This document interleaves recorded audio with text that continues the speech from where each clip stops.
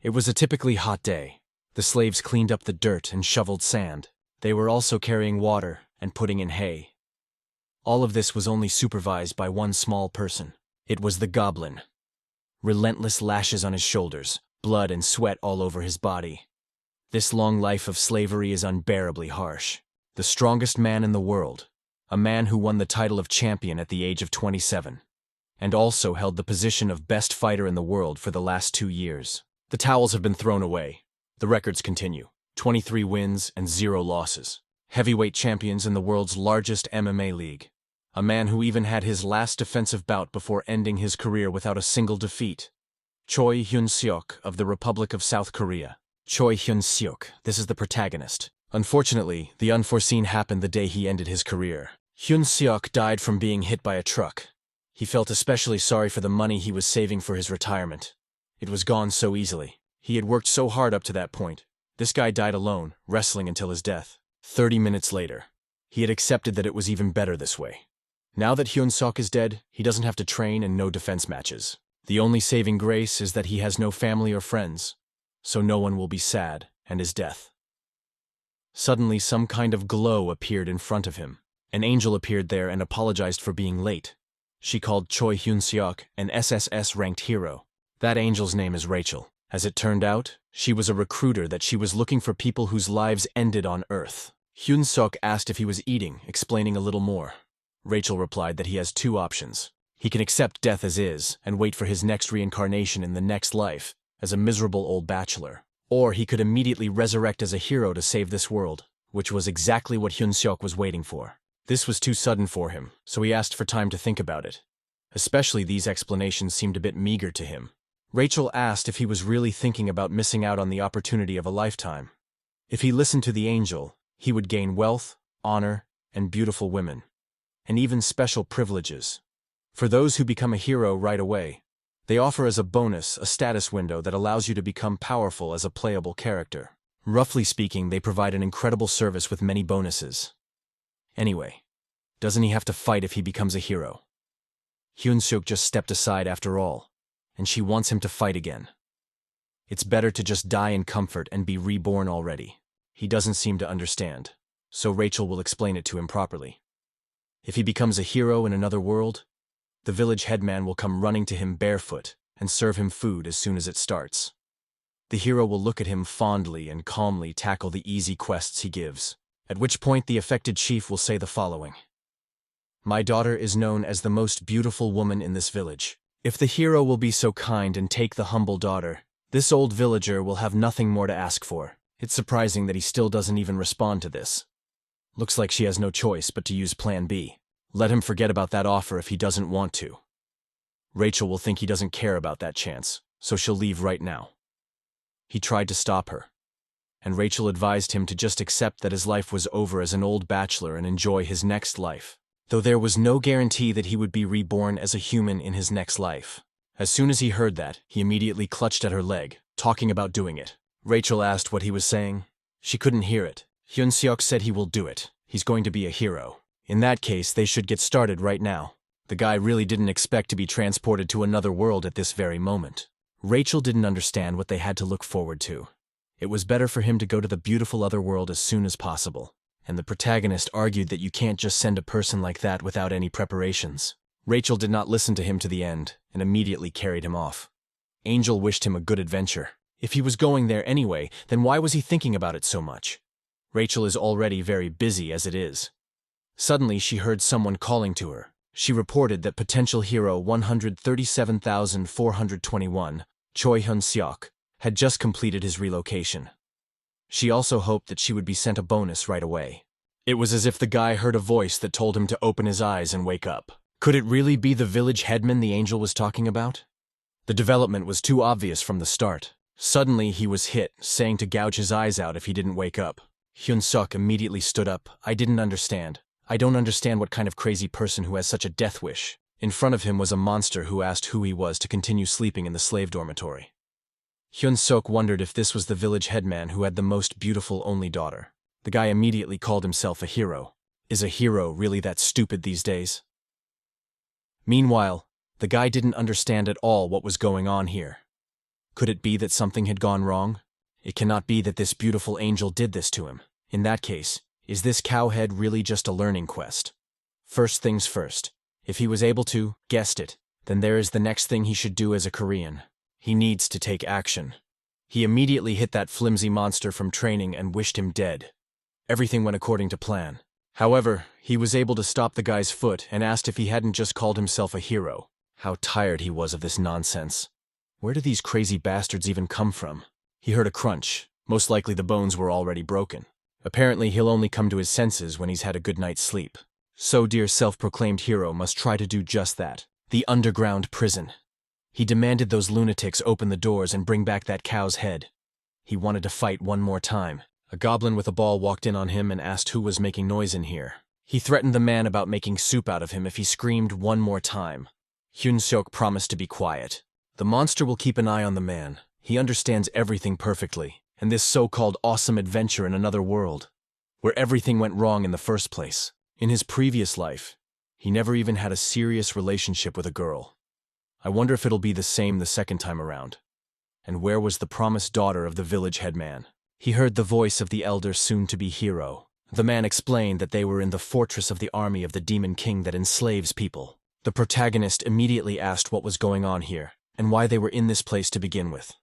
The man asked if he really wanted to know. He immediately called out to all the self-proclaimed heroes, asking if they were still alive. The real hero who had come to save them was already here. They immediately started demanding for help, saying that they are also heroes. As he can see, there are 100 heroes who have fallen into the fortress of the Demon King's army. The cowhead that Hyun-seok was looking for is the head of this place, Reborn, and the guard he saw earlier is called Jark. He's known for his cruelty, so it's best to be careful with him. But I guess there's no need to be careful anymore since he's already following Seok-hyung. And the reason they're all in this position is because of an evil demon named Rachel. If that damn demon didn't send them all to the wrong place, they wouldn't be here. Hyun-seok asked the man what he meant. It turns out they shouldn't have started in this place. He was sure of that. The heroes who had been captured in other places had told him that.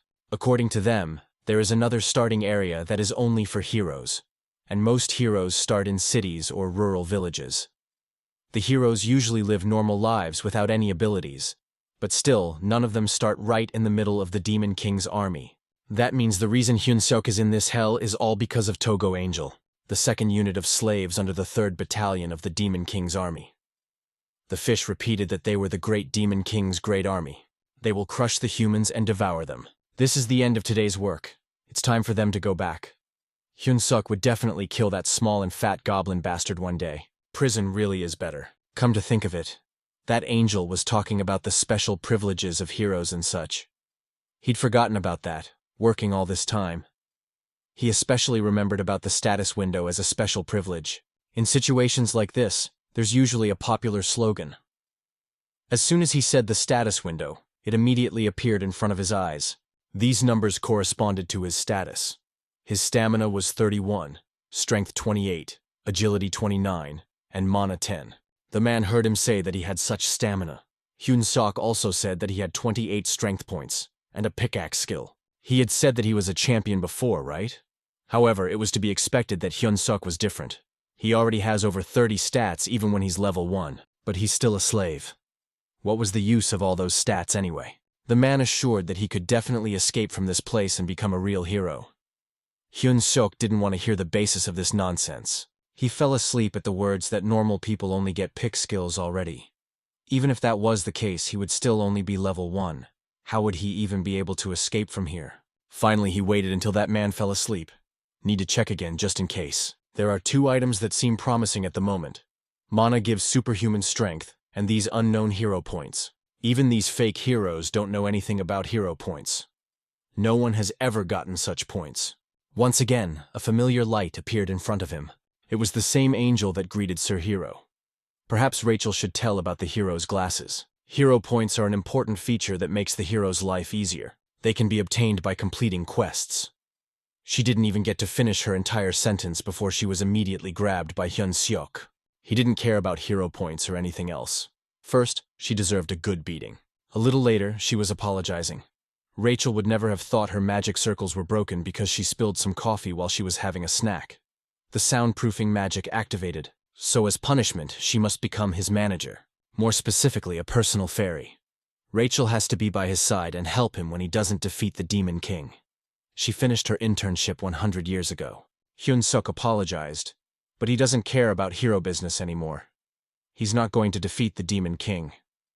The guy meant that he can just live a normal life here. Rachel mentioned that of course there are many potential heroes in who decide life like that, but this guy has SSS level potential. However, that didn't mean he was obligated to do anything. He has never felt that this is his mission. He doesn't want to live his life fighting like he did in his previous life. After which the guy wished her good night. At that moment, Rachel wondered about all the people gave him. Wasn't he an idiot who knew nothing but fights and women? So what was going to happen to her now? Who would have thought that she would be appointed as Choi Hyun-seok's personal fairy? Maybe she was wrong, but making someone with her experience as a personal fairy is just too much. And she should stay with him until he kills the Demon King. That decision was final. Personal fairy.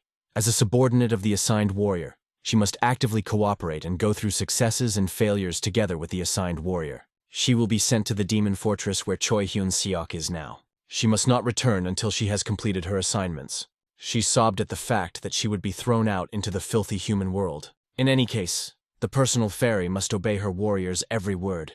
Then she must contribute to the escape plan. As soon as he heard his doors open, he immediately wanted to hide Rachel. The goblin yelled for that meat to wake up now. Rachel replied that she could use invisibility magic herself. And at the same moment the protagonist didn't realize, the roll call was fucked up. So why is the bastard here? It was only then that he learned that Sir Reborn had summoned him. He'd heard the man had been working hard lately. Jark had told him that he had a nice new mont. Who would have thought the stinking goblin would pay him a compliment? At first he thought he was just a crazy person, but it was nice to see him working so hard. Reborn offered him to be the head slave. Of course, Hyun-suk didn't understand what that meant. He's offering it because the pace of work had gotten much slower the past few days. Rachel hoped he wouldn't do that, right? He should reject his offer. How could a hero ever humiliate himself in front of the officers of the Demon King's army? He banged his head on the table, thankful for this generous offer. Hyun-suk would do his best to make these people work. Unlike his first impression of this guy, Reborn actually liked him. If he did a good job, he would get a special letter of recommendation to join the Demon King's army. At the same time, he was mentally saying goodbye to his escape plan.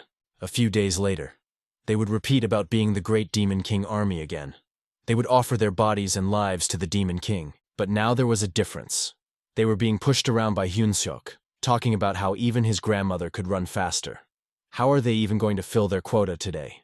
The system reported that due to the fact that he has been leading a lot of people for a long time, his hidden charisma feature has increased. Betty the master slave is best. Others, however, realized that this guy had finally lost his mind. They had heard about how he used to be a hero, but now they clearly didn't believe it. Even Rachel claimed he'd lost his mind. They're going to be in big trouble if this guy keeps this up. Hyun-suk said to just trust the process. How could a sparrow like her even understand the intentions of a phoenix like himself? He pointed at the man and asked if he was crawling around like that because he missed his lunch. Reindrun's favor increased. The protagonist was only a few steps away from achieving his goal. He thanked Sir Reindrun. The lad would serve faithfully. Rachel, after all, thought that Mr. Hero wanted to go on an adventure and escape from this place. Is this really what adventure or escape looks like to him? He's just doing what the system tells him to do. Isn't following the system part of a hero's duty? But it raises favor from the officials of the Demon King's army. Does he really want Rachel to believe that such a hero quest exists? Hyun-seok was telling the truth.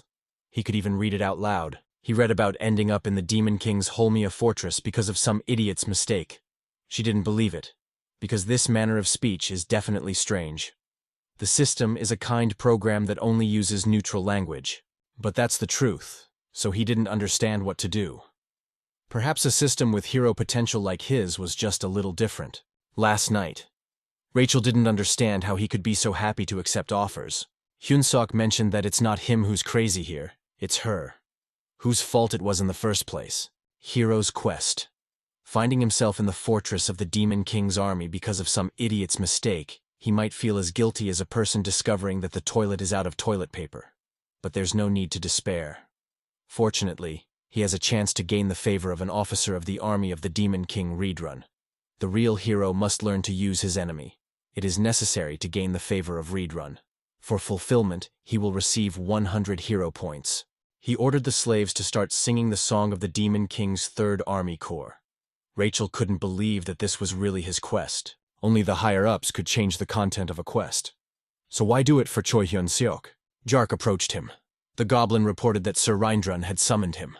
He had heard that the slaves' productivity had increased dramatically. He is but a humble, uncivilized man.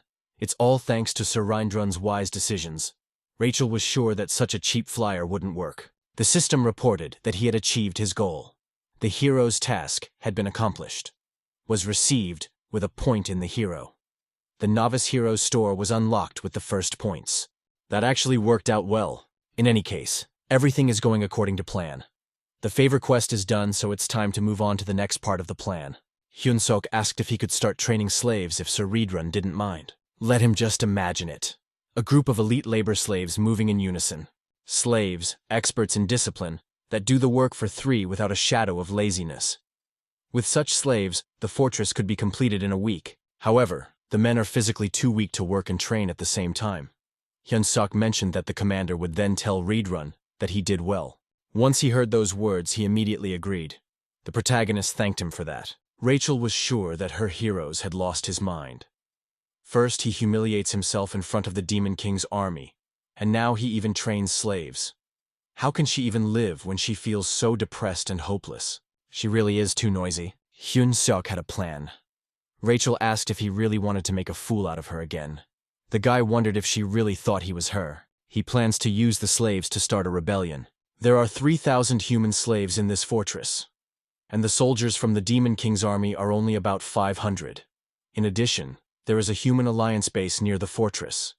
You are in no hurry to build because of these humans. In the chaos of the rebellion, they might ask for support from the human alliance. She was thrilled that Mr. Hero wasn't just a dumb man who only thought about muscle and fighting. All that remained was to check the reward for the quest. Rachel was surprised that he actually got hero points. And the whole quest thing wasn't a lie. He had been talking after all. There's even such a thing as a hero store now. He was just asking for something good to give him. He could finally get hero skills. Except these skills weren't what he expected. First of all, they were rank F. The first skill was breath holding. The second was holding shit. The rest were cooking, cleaning, and laundry. Are those the skills a hero needs? Rachel explained that those skills are because of the level 1 store. If he collected her more points and leveled up his store, he would definitely get something useful. He wanted to get his hands on that rogue fairy already, and Rachel was asking for help. After which he came to the slaves. Now they will sing the song of the 3rd Army Corps. They are the great army of the Demon King. They will defeat the humans and devour them. One must forget all the suffering when they catch them. Nothing under the sky can be stronger than the love of a Demon King. He was glad he let this guy train them. That's where the goblin ran in with an urgent report for Sir Reindrun. The human army is advancing here. It is said that the 8th Division that was opposing them has already been trapped and retreated. The 8th Division is the largest division in this area. If the 8th Division was defeated, it would be a matter of time before those bastards appeared. Just think of them having to surrender the fortress when it was almost built. Jark was saying that he needed to evacuate from here immediately. But Reindrun decided to wait a little longer. Since ancient times, it has been believed that war is a battle for war supplies. The first rule of war is to never lose the competence of a supply officer.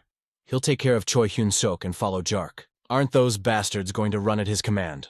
Looks like today's combat training will be cancelled because of the surveillance. His abilities had increased slightly, but not enough to start a coup. He even wondered if perhaps some unexpected event that would help boost his characteristics. He was turned around by Reindrun. There was no time to explain, so he should go along with him right now. Hyun-seok asked why so suddenly and where they were going. Victory is within their reach. They had defeated some goblins. The commander shouted that bastard was the Red Nightmare Reindrun. He ordered the common soldiers to stand back. The knights will fight the enemy. Victory is right in front of them. Why are there human troops here at all? Perhaps now is his chance. A chance to stab the Demon King's commander in the back and return to human society. He was attacked by a knight who wanted to kill the Red Nightmare. But Reindrun didn't even let him get any closer. He squeezed his face right in front of Hyun-seok, after which he used Reindrun's martial art. The 7th technique, Blast of Destruction. Reborn asked the main character if he was okay. Hyun-seok informed that he was leaving right away. There were two foremen calling out for citizens from the Marriott Kingdom and the Drasen Empire. The knight asked if they were warriors. The man replied that they were. He asked to come this way. They treat warriors and common prisoners differently. I was even beginning to feel glad that they were finally being treated as warriors. Olav Grimier approached them. He thanked the warriors for coming. Herzog of the Drasen Empire, commander of the Allied forces. The knight told the commander that the evacuation of the civilians was complete. The man praised the good work. They had summoned all those who called themselves warriors. In that case, they could begin. The commander ordered all the soldiers into position. Now they would eliminate all the warriors in front of them. There were several strips riding there. Hyun-seok had already said goodbye to the other world, his adventures, and his second life. That red bastard had blown the heads off everyone who followed them, so there would be no more pursuit. Rachel asked the warrior to come to her senses. Crisis times are also an opportunity. She offered to go to their headquarters apartment and deal with the situation with the Demon King's army properly. He simply told that con artist to shut up. Reborn fell asleep and just woke up. He asked Hyun-seok if he had said anything. The guy didn't say anything. He just muttered to himself what a part it was for him to go along with this gentleman. He was really glad Hyun-seok thought so. They were almost at the headquarters, the Third Corps, so let him not lose hope. When they arrived, he would definitely enlist Hyun-seok into the Demon King's army. He wanted to continue the journey with him together. It was seriously a great honor for Hyun-seok. It was announced that Sir Reborn had returned, after which the gates were opened. Reborn said to follow him, for he would take this guy straight to the commander. It was a great honor for him to meet the commander himself so quickly. It was indeed a great honor, but he must be careful of his behavior in the presence of the commander, unless he wants to die, of course. If one maintains his composure, one can even win in the tiger's den. So they say. We'll never give up. Reborn called out the name of the Hemis commander, after which he was allowed to enter. At that moment he heard a woman's voice. Could it be that the commander is a woman? She was very happy that Reborn had returned, the commander of the Third Corps of the Demon Army, Hemis. She even noticed that Reborn had become more pumped up. The commander's beauty had become even more stunning. It was even a little hard for him to believe that such a beauty was a commander. Hemis thanked for the nice words. Shouldn't he praise her beauty too? He felt ashamed that he couldn't defend the fortress. There was nothing wrong with that. It's because of the commander of the 8th Division. It wasn't Reborn's fault. We should have just made a bag out of his skin. He came back alive as a loser. Hyun-seok couldn't even breathe in her presence.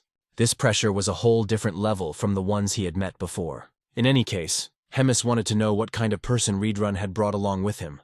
Reborn called out Choi Hyun-seok's name. It was the same person he had told about earlier. He brought him here to enroll him into the official demon army. This person is quite nice. A talent personally chosen by Reborn. But she had a question if this person would disappoint them.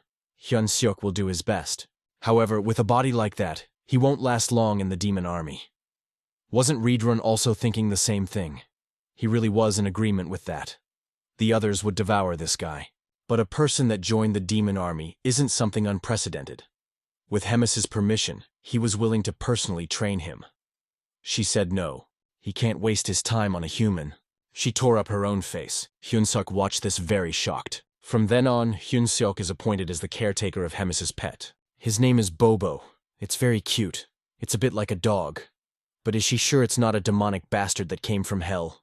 Reborn felt a great strength even though he is still a child. He also felt elegance. She was pleased that he understood everything. Hemis wasn't very pleased with this reaction, and asked if he didn't like it.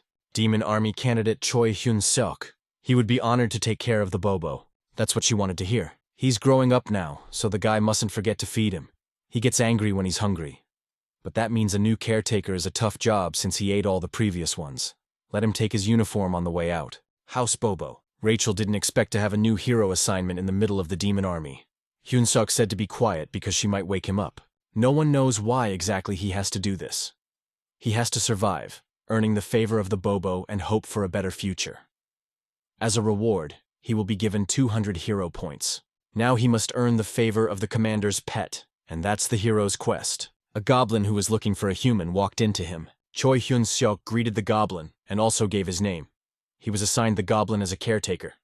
They blatantly view the guy as an appetizer. The protagonist asked where the other elders were. The goblin replied that there are none, for they are all dead. So from now on, they will cook food for the Bobo together. At that moment, he was about to be eaten by the Bobo. The goblin immediately hid behind the guy's new ones, not expecting that this beast was already awake. He even offered him fresh human meat that had been prepared especially for the Bobo. He didn't understand what this crazy goblin was doing, and the one started claiming that one of them would die anyway. In that case, it was this goblin who would die today.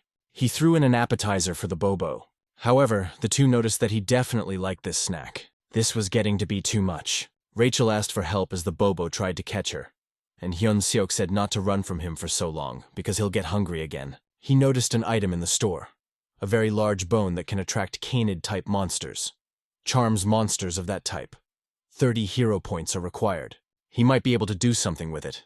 He called out to the Bobo. The guy showed the bone and asked if he wanted it. Since he wanted it, then let him catch it. Bobo caught the bone. Rachel asked how he even found such an item. It would have been glorious if he had found it earlier. It's all because of Hyun-seok's genius brain that doesn't miss small details. This quest should definitely be easy enough. I guess one bone wasn't enough. It looks like he needs fresh meat. Rachel wondered if he was thinking of taking him outside. They need to figure something out right away if he doesn't want to be eaten. The magic word that can calm an enraged dog. Walk. Bobo immediately calmed down. Now he was the sweetest thing ever. Here they are in the street. They had to ask where the kitchen was. Hyun-seok tried to catch up with Bobo. Rachel couldn't smell the smell of food. After that, she spotted the goblin and offered to ask him. Hyun-seok apologized, but asked her to help her with directions. At first, he didn't understand why a person was here. After that, he was noticed by Bobo. Hyun-seok explained that it was Bobo's walk time. The goblin didn't understand what the human was doing along with Bobo. Hyun-seok mentioned that Bobo couldn't eat him. The guy explained that he is taking care of Bobo from today. After that, he asked if Goblin knew where the kitchen was. He immediately ran away, but still answered that the kitchen was to his left. Hyun-seok laughed because he didn't understand why he was so scared. He even wondered if this goblin was really part of the Demon King's army. Rachel thought so too. Looks like they'll just have to find meat in the kitchen then. They had a good laugh. It was funny. But Rachel hoped he wasn't going to take care of the dog forever. Hyun-seok asked what she wanted to say. He even had a dream of meeting a blonde girl and getting married. It was only at that moment that he noticed the Bobo missing. Where the hell had that dog gone already? If he's even a fraction of a second different, Bobo's gonna be in trouble. Rachel finally found him. He was already running back to Hyun-seok. The protagonist was so happy to see his baby. That doggy had him worried, except there was fresh blood at his mouth. They heard the announcement that Commander Regis was dead. The goblins were looking for who did it. After all, they wanted to do the same thing to him. Rachel was beginning to think that Bobo had done it. Rachel asked her hero if they were going to die like that. She had better shut up. Let her run if she had time to yap. Next was a dead end, so he had to stop. They found the man who killed the commander. They would have a good meal tonight. One of the goblins wanted to sit on his hand like a chicken wing. They just hoped the commander wasn't fully digested yet. It was always interesting to see what he tasted like. The dog and human would have to be torn apart first, and then they would share. He urgently needed to focus and gather his wits. He immediately shouted out, asking how dare they even dare. At the shout, other goblins came up. Hyun-seok asked if they even knew who the brave one was. The goblin thought it was a normal monster. That statement is very rude. It's Bobo. They had all heard that name, for Bobo was Commander Hemis's pet. But it's clearly a human trick. But what if he's telling the truth? How could they not realize it's a Bobo? Shame and embarrassment. The goblin asked the man what he was doing.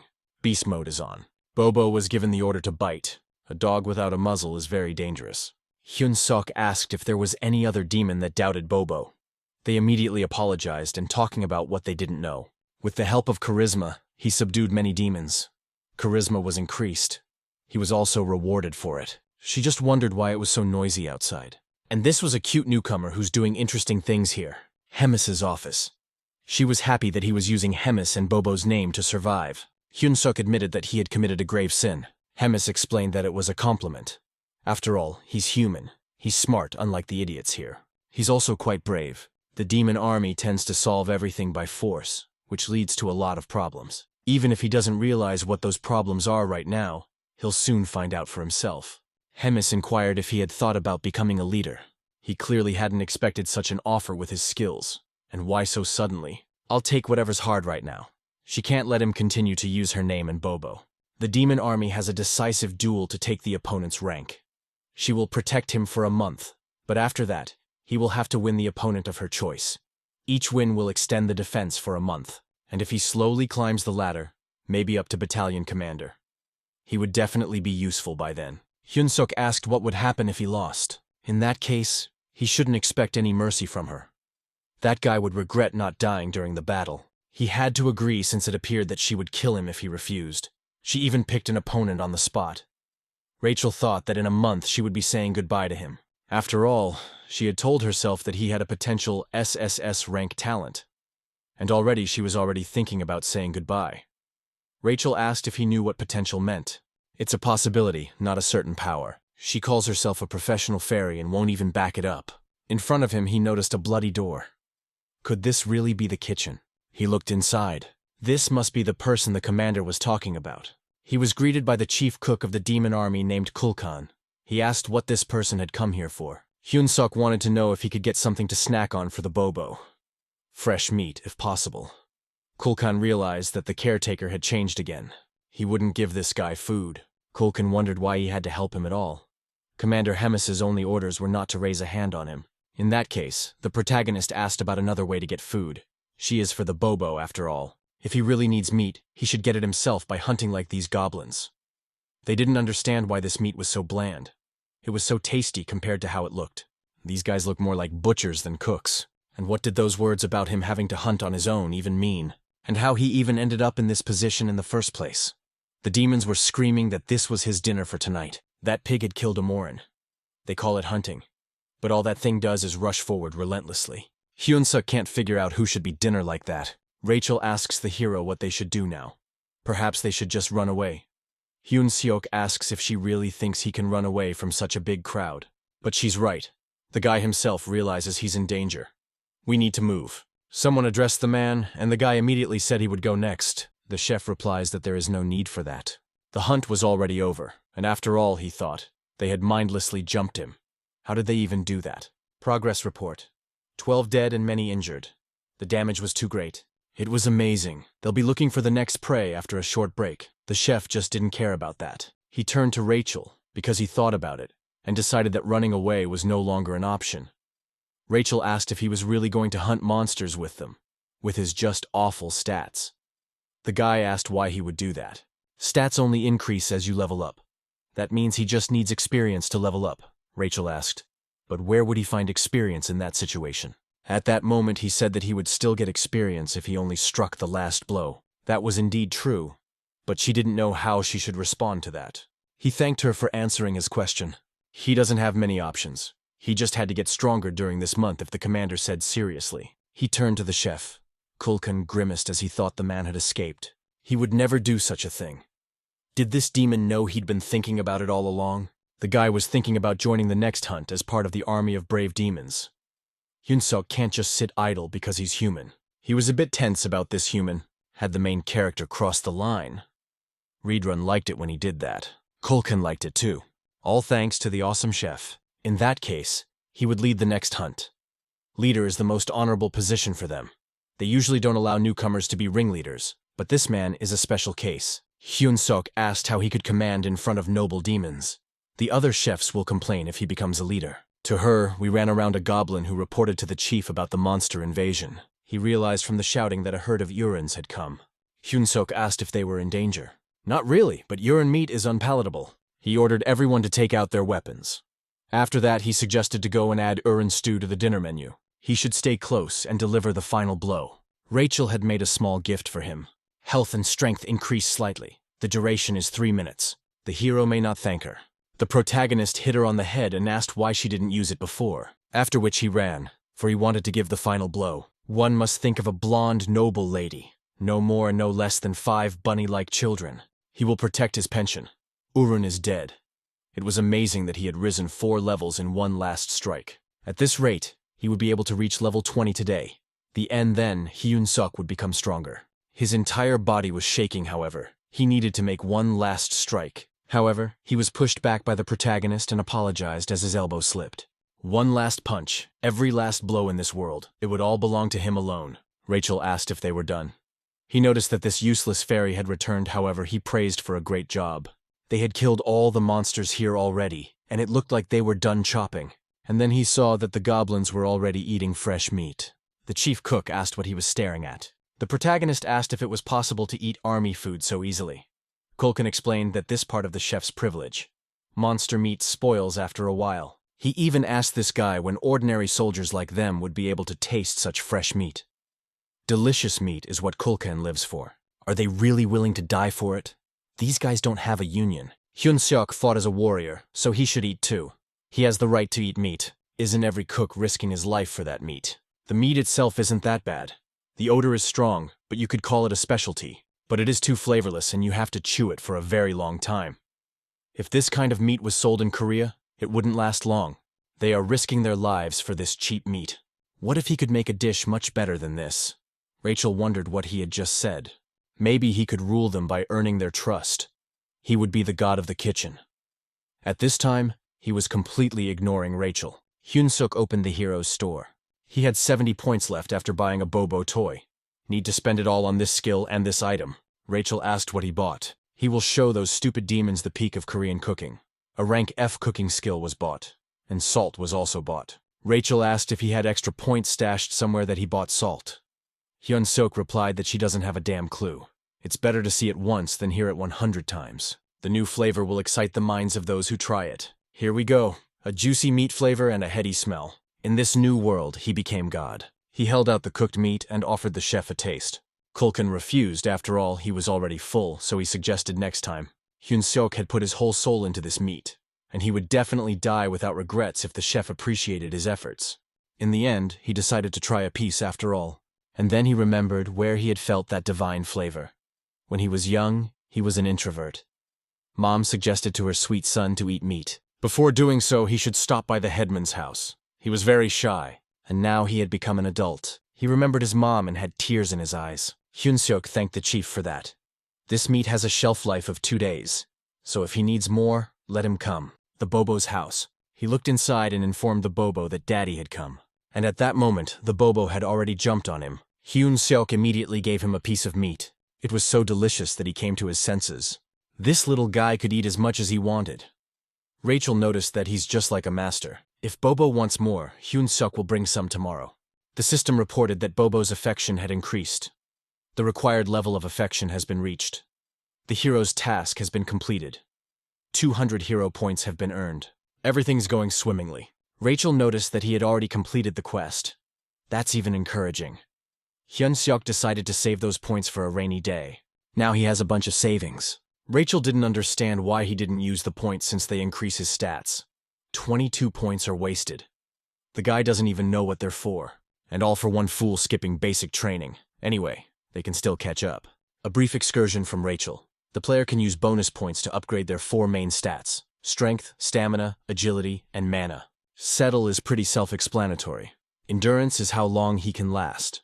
Dexterity pumps reaction and speed. Amana is related to magic. Hyun-seok asked, then what about charisma? It's a hidden characteristic, so you can't pump it with bonus points, only with training. It's best to try to keep a balance between the characteristics. He didn't understand what the point was, because it was much better to invest in strength. What nonsense! That only works by itself in the beginning, and in the end it will still require mana. Even an infant knows that a mana-filled body will be much stronger than trivial muscles. After that, he distributed the bonus points. Rachel told him to open the store and find an ability called Basic Magic Control. The guy asked what that control was. It's an ability that will allow you to use basic magic. Should cost about 100 hero points. But somehow it just so happened that he didn't have that skill in the store. That's just not possible. I mean, it's the most used item in the store, and he thought that Rachel would be of some use. How could she be so useless? It's a talent. Rachel asked him what kind of injustice this was. 3 weeks later, finally level 100. It took longer than he thought at first.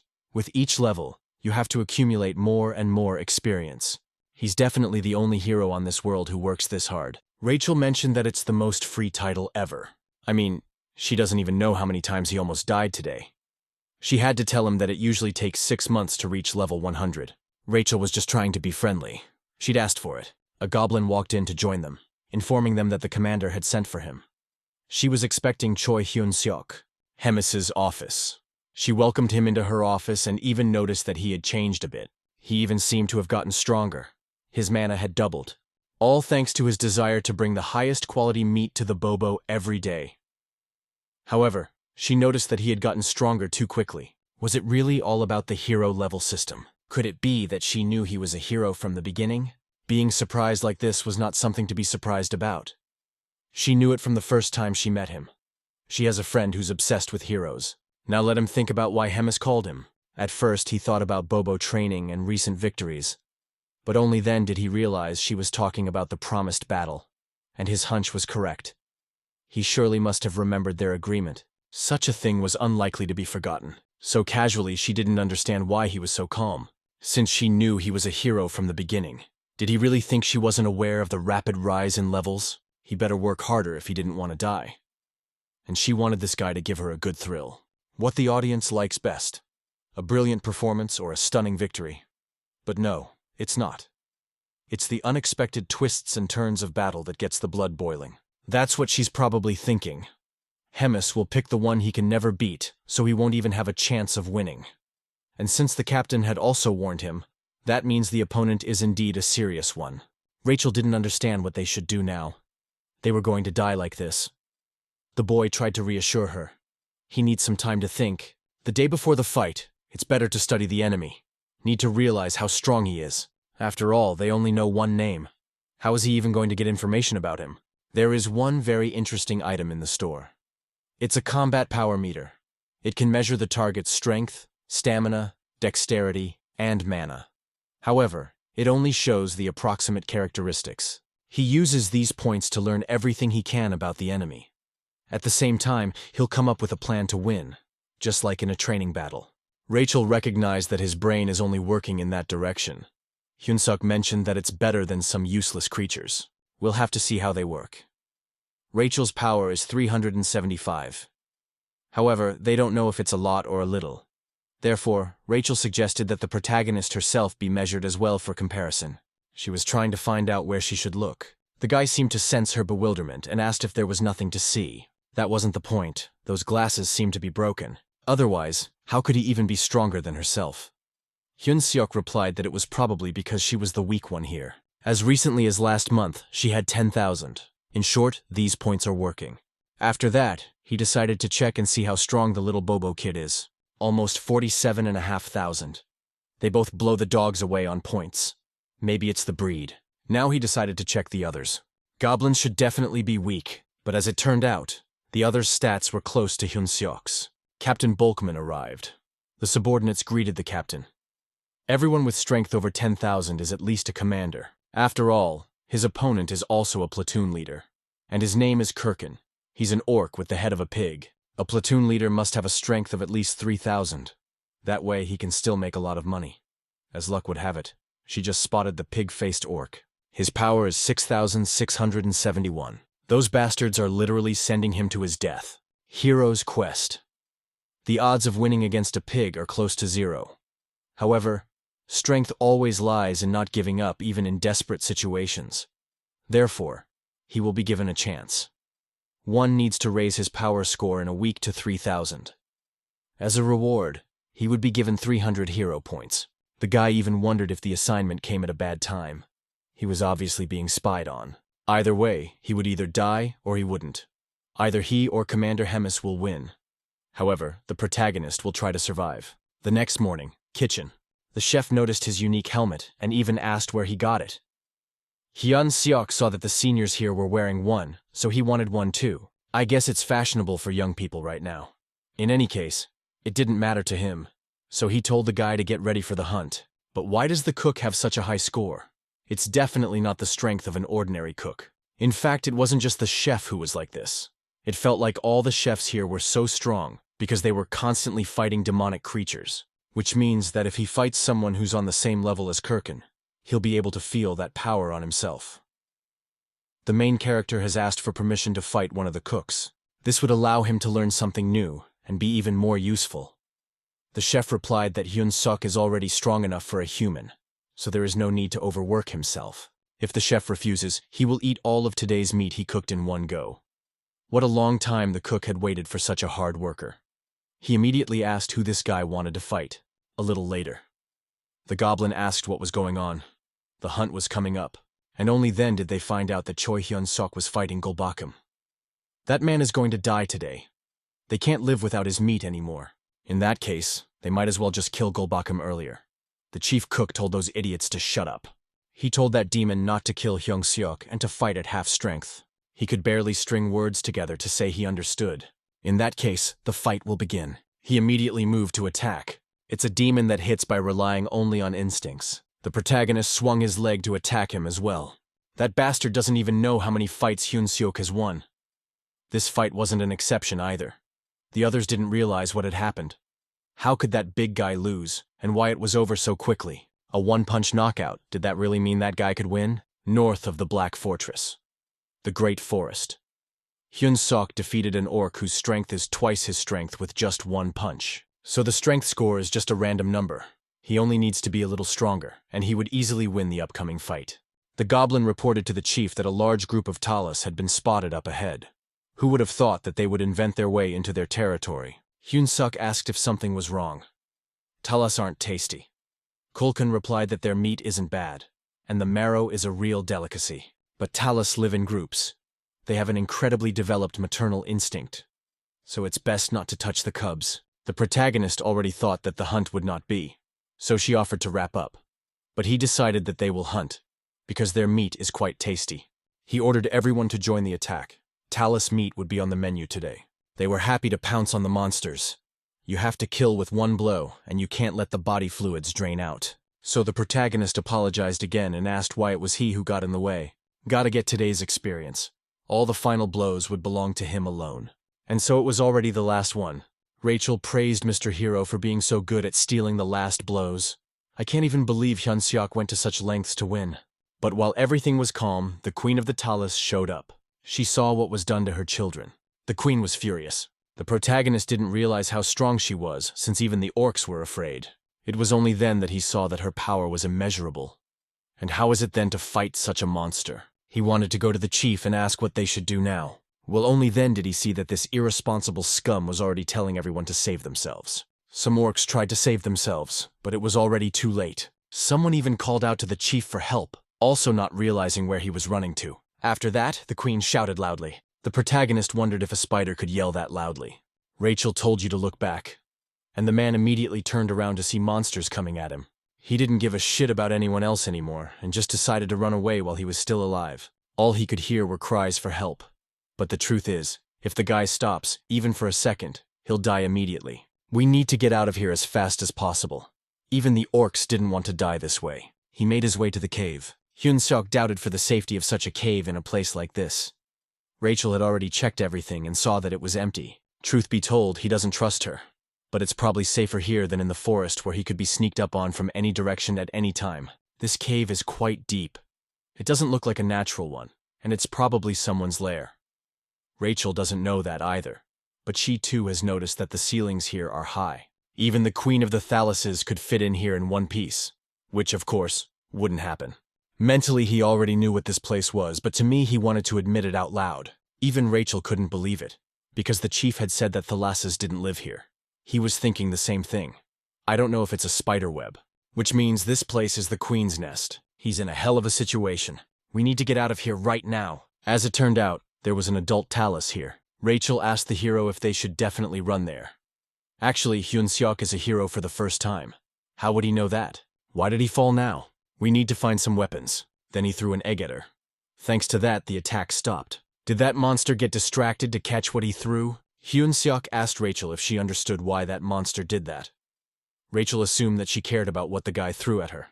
It's round, wet, and smooth, but it looks like a Talas egg. There's nothing the damn monster can do now. His hunch really works. Now let her try to catch it. The Talas player catches the ball. It must be about the monster's physical strength. What will Choi Hyun-seok's player do now? He has a lot of choices. There are still 100 eggs here. It's a shame they're all broken already. Isn't she tired already? Yes, even he would have done a better job with this.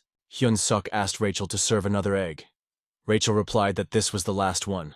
She then started advancing on the main character with even more rage over the broken eggs. Hyun-seok demanded that she give the buff sooner.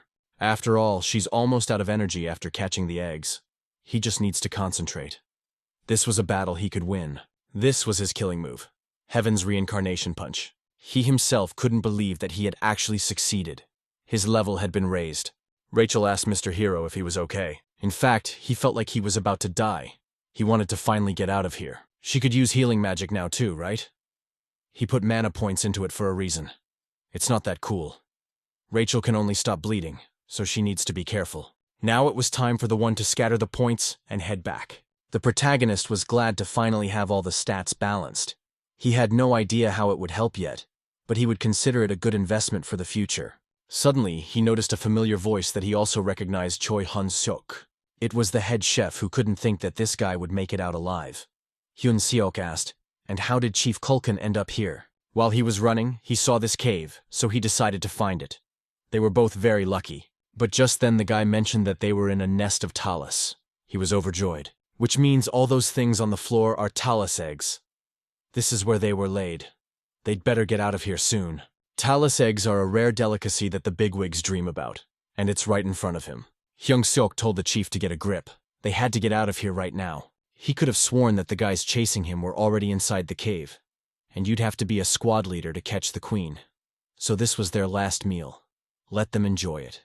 There were also some survivors there who noticed the chief. Kulkin told these guys that he had already had a chance to try out the egg earlier. The protagonist wondered if this was really his last meal of his life. Not gonna happen. He hadn't even tasted the 5-course meal that his future wife would prepare. He can't just die a stupid death like that. We gotta get out of here. Hemis's office. Reborn came in to see her. He was still as dry and stern as ever. She asked if he'd been able to complete the mission. As Hemis had instructed, he was able to capture the next saint of the Holy Empire. How incredible her Reborn is. He was able to defeat a pathetic group of fanatics in just 3 weeks. Reborn replied that she was too kind. She heard someone knocking on her office. It was very bad timing. It was the goblin with an urgent report. The cooks had gone to get the ingredients, but something had happened. Every day something happens, so why make a fuss now? This time it was much more serious. The queen of the talus had appeared. So at this point most of the cooks, including Chef Kulkan, were either dead or missing. Hemis asked what happened to Choi Hyun-seok. The goblin reported that he was missing as well. Reborn clearly didn't expect to hear such news upon his return. Meanwhile, these demons decided to drink to their deaths. The chief cook felt it was only right that they should drink. He had already proposed to his faithful comrades to meet in the Valhalla. Just then a fellow struck him. He demanded that the chief cook get a grip. Kulkin asked what the hell he was even doing. Apparently he got hit by some kind of spell, so Hyun-seok awakened him with his secret weapon. The new item is an encyclopedia of demonic creatures. Contains all information about all magical creatures. Talas, a spider-like demonic creature that lives in groups and also has powerful paws. To overpower a Talas, you must aim for its weak points, its body and head. The bodily fluids secreted by the Talas are easily ignited, and its eggs contain a flammable liquid with an explosive power similar to a bomb. Talas cover their caves with saliva, so you should be careful with fire in them. Don't use flame magic. So here he was wondering if Chief Kulkin happened to possess fire. As it turns out, he possesses fire, but can only leave wisps of flame. This guy should have given up by now. The Talus shell won't take his magic. It doesn't really matter. He doesn't plan on burning anything. He's turned the survivors' attention to himself. The protagonist knows how they can get out of here. They need to survive to eat as much as they want after all. However, the others realize that he was trying for nothing. If they get out of here, Choi Hyun-seok would provide them with unlimited amounts of premium quality demonic creature meat in honor of them surviving.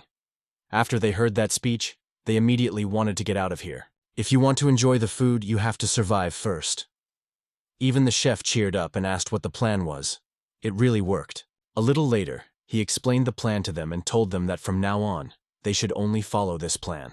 They would run without a break until they were outside. In that case, it was time to execute their plan. There's a bunch of Talas right on the course. The protagonist told the chef to get ready. The Talas turned their attention to the flames.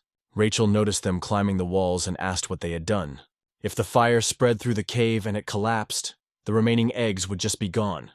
So he had purposely put some eggs deeper. Now they should run while they are distracted and not stop. They should throw eggs to distract them. The most important thing is to survive. There is one last egg left. We need to find a way out before they throw it. Rachel called Mr. Hero's attention to the fact that there was a light next. Hyun-seok shouted that there was a way out. He just needed to hold on just a little longer. He ran to the light, hoping that they were now saved. Then his hope was abruptly cut short. The queen of the talus appeared. She noticed the egg in the protagonist's hand and was immediately furious. Even the head chef thought that it was really the end of them now that the queen herself had come. However, Hyun-seok refused to believe it. She had already spotted them, so he didn't understand why she hadn't attacked. There had to be a reason.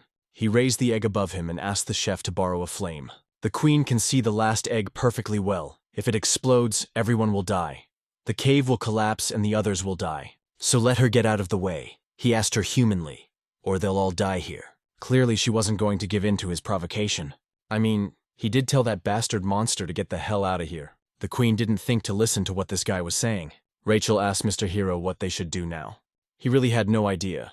However, the main character threw the egg deep into the cave. The burning egg hit right into the wall of the cave. The cave began to collapse. Hyun-seok shouted for everyone to run out. Just as he was about to finish his sentence about how they needed to get out, the talus were crushed by rocks.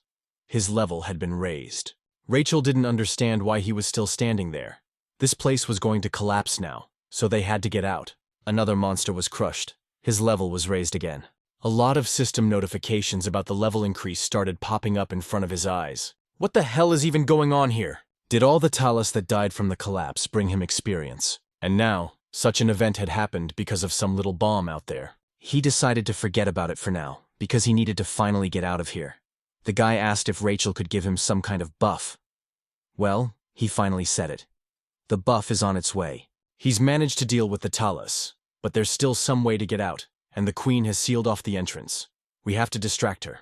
At that moment, the chief cook turned to the great queen. In his hand was an egg. Kulkin was proposing a trade. He would give her the egg and she would release him. This was the perfect moment for him to get out of the damn cave. He must survive at all costs.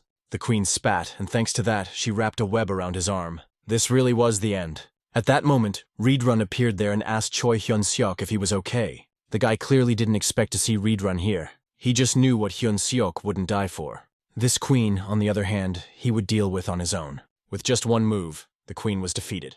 That was pretty damn cool. The Demon King's army of cooks, 105 creatures in all.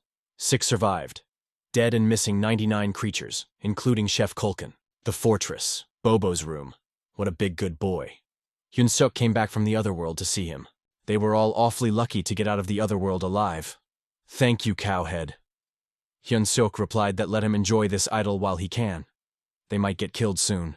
Rachel asked why that is. It's just beginning, right? But he'd already been pumped. It was thanks to the cave collapse of the cave. He was able to raise as much as 75 levels at one time. Plus, he had 200 hero points. Rachel thought that it was somehow a little low. It's natural since his opponent has 6,000 combat power, and the protagonist only has 3.5. Rachel's quiz. She asked if he would be as strong as his opponents if he earned 6,000 units of combat power. It's not just about that, is it? It's not only strength that matters, but also magic. If he wanted to overpower the enemy, he needed to use magic. That's easy for her to say. It's not like she's being sent to her death. Well, he's already done magic, in the Talus Lair. Though she agreed that it was a little hard to call it magic. Could it be that the power he'd suddenly felt was magic? Mr. Reedrun entered the room, but the protagonist asked what fate had brought him to them. Reedrun replied that he needed to meet with the commander, Hemis' office. She herself was curious to know what had brought Reedrun here. The phrase personnel file sounded very ambiguous coming out of his mouth. It didn't sound like him. He demanded that the commander let him personally train Hyun-seok in combat. Hemis asked why he suddenly wanted to do that. Kirkin is currently a platoon commander, but Reedrun thinks he will be promoted to the rank of deputy battalion commander in the near future. In that case, Hyun-seok will lose. However, this man has great potential. Reedrun wants to see for himself what he can achieve. What the hell is going on in his head? There's no way she'd ever agree to that request. But as it happens, Hemis even agreed to it gladly. If that was all he wanted to discuss with her, he could go. She still had a job to do. Hyun-seok sincerely thanked after the commander for her generosity. Since the last time she saw Hyun-seok, his strength had doubled. It's kind of amusing to her to watch a human being grow so fast and irritable. At this rate, Kirkin will lose if Reedrun helps Choi Hyun-seok. Looks like she'll have to personally equalize their chances. This is Reedrun's training ground. Hyun-seok was surprised at such a large area for one demon. Hemis apparently adores him. Choi Hyun-seok has a huge amount of mana, but he doesn't know how to use it. This guy is also increasing his strength too fast. It seems like a good idea to start training with the basics, but the battle is already in 4. The time is too short. That means there's only one thing left to do. Pain is also part of personal growth. Hyun-seok better not relax. That demon must be out of his mind. He said he's going to train him, but he just attacked him with his fists. Reborn told him to focus. He'll die if he can't block those attacks with his mana. Young-suk tried to stop him. Fortunately, he managed to put up a block with his hand in time. That punch caused the guy to pull back a bit. That's quite strange. This person doesn't have much strength in his body, but in terms of reaction and ability to see, he's not inferior to a well-trained knight. He has a special fortitude. The fact that he couldn't block Hyun-suk's punch in the beginning is a mismatch. He has an incredibly developed sense of battle. Reborn wanted to trust his gut. This guy had made a bet with the commander, but without mana, it's impossible to defeat Kirkin. Therefore, it was better to die here and now than to disgrace himself in front of everyone. Reborn is serious. If Hyun-seok misses one more hit, it will cost him his life. And he hasn't even gotten married yet. He hasn't touched his unborn child. He attacked the protagonist by shouting his name. He either blocks the blow or he dies. He even prayed to God to survive. Rachel tried to bring him to his senses. Reborn noticed that this guy had gotten his mana under control. He should have noticed it himself after all. God had answered his prayers after all. If he kept this up, victory would be in his pocket. Reborn told him not to move because he wanted to heal him. Only then did he begin to feel a terrible pain, like he was suffocating. Only then did he realize that he had forgotten that dark mana is like poison to humans. But Hyun-seok is a human being. He lifted the protagonist Yang's hands and apologized. Reborn asked him to hold on for just one more second. The forces that shape this world are in constant battle. Dark mana neutralizes ordinary mana. Ordinary mana neutralizes divine power. Divine power neutralizes dark mana. Ordinary mana belongs to humans, and dark mana belongs to demons. Divine power is bestowed upon the servants of a god. Once the Church of Thusis, with the largest flock, started a revolutionary war and took control of the other religions. They are now the divine empire of Gathrin. After a time, the empire chose one that could hear the voice of a god, and they began to treat her as a saint. They say the next saint is imprisoned in this room. The next saint of the divine empire, captured by an army of demons, Evelyn Marriott. But she hasn't prayed for days. Therefore, the goblins didn't understand if she was definitely a saint.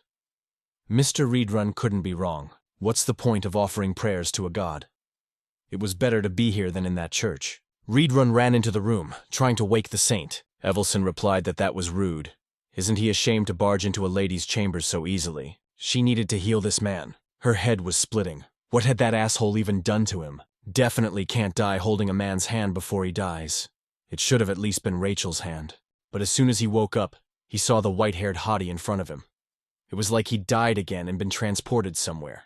For what sins were they doing this to him? He would never forgive that angel. He should have been an archmage by the age of 30. It's so unfair. He even asked for Rachel to be sent to burn in hell.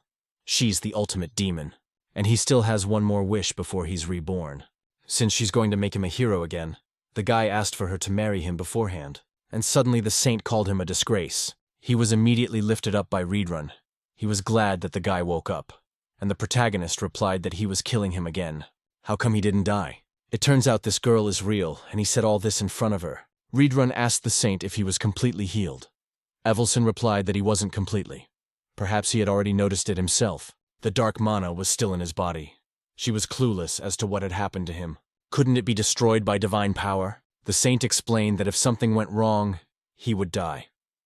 So it was best to just wait. Eventually, the dark mana would leave his body on its own. Reborn apologized to Hyun-seok again. He would repay him with training and growth. He had already offered to continue. Hyun-seok pointed out that he shouldn't treat such an inferior creature so well. However, Reborn dragged the guy to practice anyway. Evelyn couldn't believe a demon training a human. Who on earth was this man? Hyun-seok thanked the Bobo. He heard that this dog destroyed his house and ate the soldier who came to feed him. The main character thanked the Bobo for taking him out. If Bobo hadn't been so worried about him, Hyun-seok would still be in that hell. How much bullying, so much suffering. There was still some dark mana left inside. Still, he hoped it wasn't such a big problem. He asked Rachel if he was going to die, and Rachel cried because her hero had been defiled. Now he's dirty and unclean. Actually, it's the guy who should be crying here. It was her fault that he now had dark mana in his body. And the fact that he almost died, all because she's a demon with an angel face, and a crazy maniac that deserved to burn in hell. Hyung-sok said it was a joke. There are no more cool angels like her. However, Rachel didn't want to listen to him. How is he supposed to comfort her now? It would drive him crazy. 3 days later. Saint will cure him if he's done with the training already. Hyung-suk replied that she was beautiful as always. She felt really bad hearing such compliments from him. He apologized right away. Hyun-seok wanted to ask a favor before the fight tomorrow. It would be nice if she prayed for him. He also asked that she come out and watch him fight. The day of the battle, the big arena.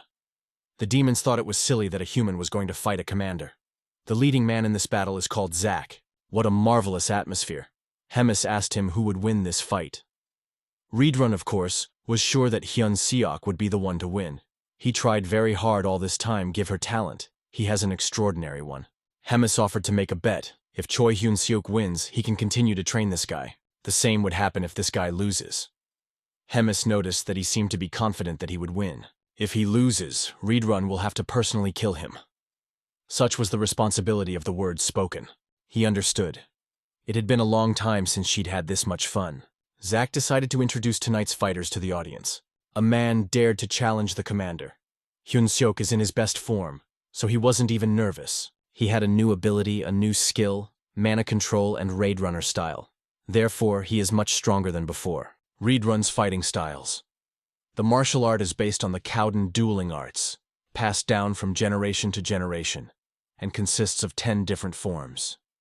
The skill's proficiency level is 8%. He has to win this fight, and go on a date with the white-haired saint. Rachel asked Mr. Hero what he was even thinking, and the one who will punish Choi Hyun-seok for his arrogance.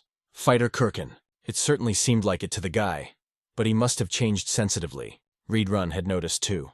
There was no turning back now. His power was already 10,573. His power had increased to 10,500 in just a few days. This is cheating. Nothing is ever simple. The battle has already begun, so he should be able to handle it. He'll start with himself. One blow with that club and he's a dead man. But he's too big and his movements are predictable. We just have to stay calm and dodge, until the right opportunity presents itself. It was a direct hit. Even Kirkin was hurt by it. After that, Hyung-seok punched him in the face. He didn't even move from that punch. At that moment, Kirkin attacked the guy's arm. Fortunately, he managed to increase the distance in time. But this demon broke his left arm with just one blow. But even so, Kirkin himself looks normal. However, his movement is still predictable. In fact, he's been through more than that. There's no need to be afraid. One must remember what he has learned. In battle, it is necessary to use mana. With it, he would be able to break the ground with a single blow. The art of combat is not just about strength. In battle, tactics are extremely important, adhering to which you can kill the enemy. Reborn doesn't know where he learned his martial arts, but he can't defeat his opponent with this knowledge. After all, Hyun-seok doesn't want to kill him. Without the intention to kill his opponent, his attacks are meaningless. So he remembered. It's important to want to kill, no matter who stands in front of him. Reborn's fighting style, first form, instant destruction. All rent in the dust. The saint was also curious to see who won. Kirkin is dead. It was the weak man Choi Hyun-seok who won. That fucking skill would finish him off if he used it twice. Rachel was glad that Mr. Hero was able to do that. He had struck at the heart of it. And he himself couldn't believe he'd actually won. But it was nowhere near as easy as he thought it would be. Kirkin rises again. It's a real miracle. What did the commander even do to that monster? Reborn realized that she shared her dark mana and put an immortality curse on him. What was the commander even thinking about? He had mastered martial arts in such a short time. What an incredible talent. She didn't expect anything less. Hyun-seok asked if he was alive. Rachel replied that he wasn't. However, that demon was moving because of the curse. Its effects should be over soon. As soon as the protagonist noticed that he wanted to attack in the same way, she thought it was too easy. He tried to move away, but there were already rocks behind him. Kirkin grabbed him by the throat and wanted to strike again. He grabbed at it with his hands and talking about letting this demon finally die already. The guy was already thinking that he would be able to do something against him after all. But it was nowhere near as simple as he thought it would be. When the protagonist almost died, he felt much the same way. Like all his bones were shattering. Then he heard a voice. It was a saint telling him to get up. He immediately looked at her and read her lips for what he could win. She is telling the truth. He can't give up the victory. He can't embarrass himself in front of the girl he asked out. Since his bones are broken, he'll just cover them with mana like armor. The system reported that his mana control level had increased from F to E. And then the level went from E to D again. He jumped and asked the saint to go out with him. After that, he struck his opponent, wishing him dead. This strike seemed to have an unexpected effect on him. Instant annihilation could shake the earth due to the pressure. In addition, Hyun-seok centered all that pressure on his head. It really seems to be working. Hemis wondered if he taught that to that guy too. However, Reborn had never seen something like that. Date: 2 days and 1 night with dinner in a hotel. If what he says is true, then we should be careful. I mean, this guy's a real monster. Heroes in the demon army. Choi Hyun-seok reminds her of one hateful person. The fun will pass. He woke up again with a scream. Hyun-seok asked where he was. Rachel replied that they are at home. The guy asked what about the fight and his experience. He won. The saint healed the guy and left. And he urgently wanted to look at his characteristics. Rachel replied that she could have healed him too. But Hyun-seok completely ignored her. She could have healed him too. Besides, mana control already has a new rank. Rachel was surprised and wondered if such a fast growth was possible. There she goes again, screaming for no reason. Her reaction was quite obvious, because mana control is the hardest to develop. It was natural for her to react in a similar manner. He also noticed a note beside him, Evelson's place of imprisonment. She had acted strangely. But he's weird too. In just 3 days he had learned how to work with mana. He also learned the art of combat. A knight would have taken at least a month to do all that. A normal person can't do that, especially not a normal person. He has great latent potential, and yet he's even too strange. Perhaps God has answered her prayers, or maybe it's the man's talent. It doesn't matter anymore. By winning this fight, Hyun-seok changed his destiny. Perhaps he was the hope she was looking for. She knocked on the door, and the demon asked what the saint wanted. Evelson had a request. She wanted to take a walk. She wanted to see with her own eyes if he would be the one to turn the world upside down. Meet me on the patio after sundown. It was a letter from Evelson. It was also an explicit invitation to a date. As he walked, he said something about a real date. So what should he do now? Should he ask for her number? I don't know what number we're talking about. They'll probably be pen pals. At first, sick of all the listening, and she told him to just go back to his shitty room.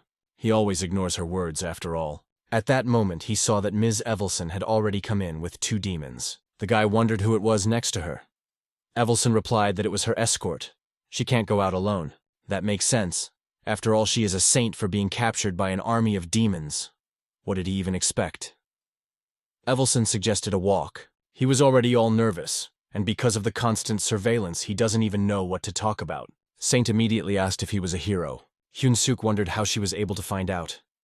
As it turns out, in this world, only heroes have black hair and demons. Also, a hero gets stronger quickly. Anyway, it seemed to her that this guy had a lot of questions. So let him ask while he had the chance. He immediately inquired if a man like himself was suitable for her. Who would have thought he was so hopeless? At that moment, Reborn, who was looking for Hyun-seok, came running in there. The mood was ruined. As it turned out, Hyun-seok wanted to see the commander. The protagonist wanted to go a little later. How can you even trust this man? She really enjoyed watching Choi Hyun-seok fight. Seeing how he avoided death every time. You could even say that he was keeping up well. Plus, this guy has to remember the terms of the deal. He fights the opponent the mistress chooses for him, and in return, she gives him protection. Hemis replied that there was something else in there, namely that he becomes her subordinate. If truth be told, she was joking at the time. She just thought he would die rather quickly. However, things were different now. Reborn said that this guy had talent and could become the commander of the demon army. So this time they will try something new instead of dueling. You can't put such an exceptional person as an ordinary commander. As he might know, the kitchen had recently suffered crushing losses. Thus there was a serious disruption in the meat supply by the leader. They would probably start eating each other soon. The boy wondered why on earth she was telling him this. From now on, he would be the company commander. To be more precise, the commander of the company of cooks. Therefore, the work in the kitchen should be set up the day after tomorrow. She was sure he would be able to handle it. He would do his best. Rachel was angry because now it was no longer her hero, but the company commander of the Demon King's army. He must be happy that he has achieved such success. He's going to die of happiness right now. Looks like she's still mad at him. There's nothing wrong with doing what you want to do. Now it's time to get down to business. The protagonist turned to Wuradok, asking what he was doing. He heard him being called a freak. It seems the slave grilling meat has gone completely insane. This brat is obviously wrong. From now on, they should call him boss.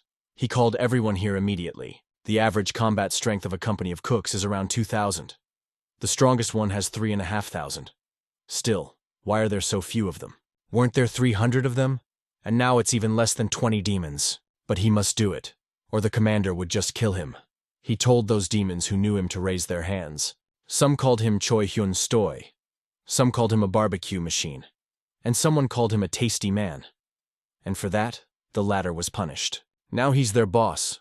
Those dumb bastards should memorize what he says. That was his first order. From now on, everyone must treat him like a god. And someone has to tell him why there are so few cooks left. The demons said that they went hunting and were killed by demonic beasts. That's not surprising. They're always the first to attack. There was nothing to be done about it, even if Kirkin was gone. He had one last question. Who is the best cook here? It's Gollum. At that moment, the protagonist appointed him vice captain. No one had an objection. In that case, they are dismissed. There must be at least 200 cooks in the kitchen. It's impossible to gather that many in 24 hours. There is only one way, the next day. And that way is the Bobo. Rachel wondered if he was trying to intimidate them by using a pet. It's just plan B. There is only one stipulation in choosing the cooks. Taking bastard children who are easy to replace and who can never rebel against him. Here, he found another demon with the power of 1,931. This warthog would become a chef. The demon was surprised to be called that. He already wanted to eat this insolent man, just as suddenly the guy hit him. That bastard better shut up right now. For today, he was the first one to do so. Maybe the wart understands what that means. The most important thing in the army is position. If he joined now, there wouldn't be many bosses standing over him. So he should go and bring some junior demons to be beaten, instead of himself. If he brings 5, they will be beaten 10 times in the future, and he would only be beaten once. This was the so-called Plan A pyramid, the commander of the 3rd Battalion of the Demon King's army. Doris. It was so peaceful, and this delicious dish added even more peace. A subordinate rushed over to him and informed the commander that they had a problem. Doris said to behave a little more calmly and asked what was up. Most of their battalion members had left. Doris asked if they had deserted. It's not like they have nothing else to do but serve him. That wasn't the point. They all joined the cooks. The new chief cook is a man that Commander Hemis holds dear. He just needs to tell those that they should be more careful next time. And it's about time this topic was closed. But you can't just leave it at that. They had already taken 200 soldiers away from their battalion. Rachel happily informed Mr. Hero that they had already collected over 200 demons.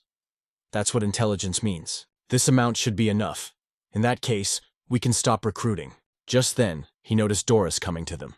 The protagonist does not know what the matter is, but that demon is clearly dissatisfied. As it turns out, these glasses cannot show combat power above 50,000. If you use them too much, they can malfunction. No wonder. That only means one thing. We should leave as soon as possible. Doris was looking for Choi Hyun Seok, who is Bobo's servant. Bobo gave him away. The protagonist immediately stopped, changed direction, and asked what happened. The 3rd Battalion commander gave his name. What he was curious about was what the man was thinking when he took his subordinates away. What a bunch of bastards. They just brought their bros from the squad. The commander took this man to talk in his office, and he thought it was going so well. So he didn't do it on purpose. Hyung-suk had chosen the bravest, and they all happened to be part of the great 3rd Battalion. The commander likes that man, so it's better to handle things peacefully. In that case, there's nothing to be done. He can take the ones he chose and use them for their intended purpose. He was immediately glad when he heard those words. What a kind demon this demon is. However, he has conditions. At that moment, Hyun-seok wanted to give him a good punch. He wanted this guy to take on another subordinate. That was unexpected. It smells like a clear pig. Doris asked if he didn't want to do it, after he dared to take his own soldiers. He was actually very happy. In that case, it's settled, and now they should be introduced. This is Usaru, a charming hybrid from the union of an ogre and an orc. His power was immeasurable. Although he is stupid, Usaru is strong, so he can be used. Usaru has a headache. Choi Hyun-suk decided to introduce himself once again. He's the person in charge of the Bobo and the new chef. They finally got to see the Bobo. Meanwhile, the main character bribed for his pet. What a good boy he is. And now they have to reorganize. Hyun-seok has prepared a new lineup list. They should peruse this list and line up the assignment accordingly. Rachel was surprised that he even prepared a list. She wondered what criteria he used to choose. Their intelligence level was about the same, so he was pushing back on combat power. He assigned weaklings and those with a lot of cooking experience to work in the kitchen. That's genius. They're finally done. The right squad would be the cooks and the left fighters. He hoped no one had gotten anything wrong. If they'd gotten in the wrong place, now would be a good time to get back where they belonged. He turned to the chief, talking about how he wanted to hunt too. He wanted to eat fresh, just caught meat right away. What a headache.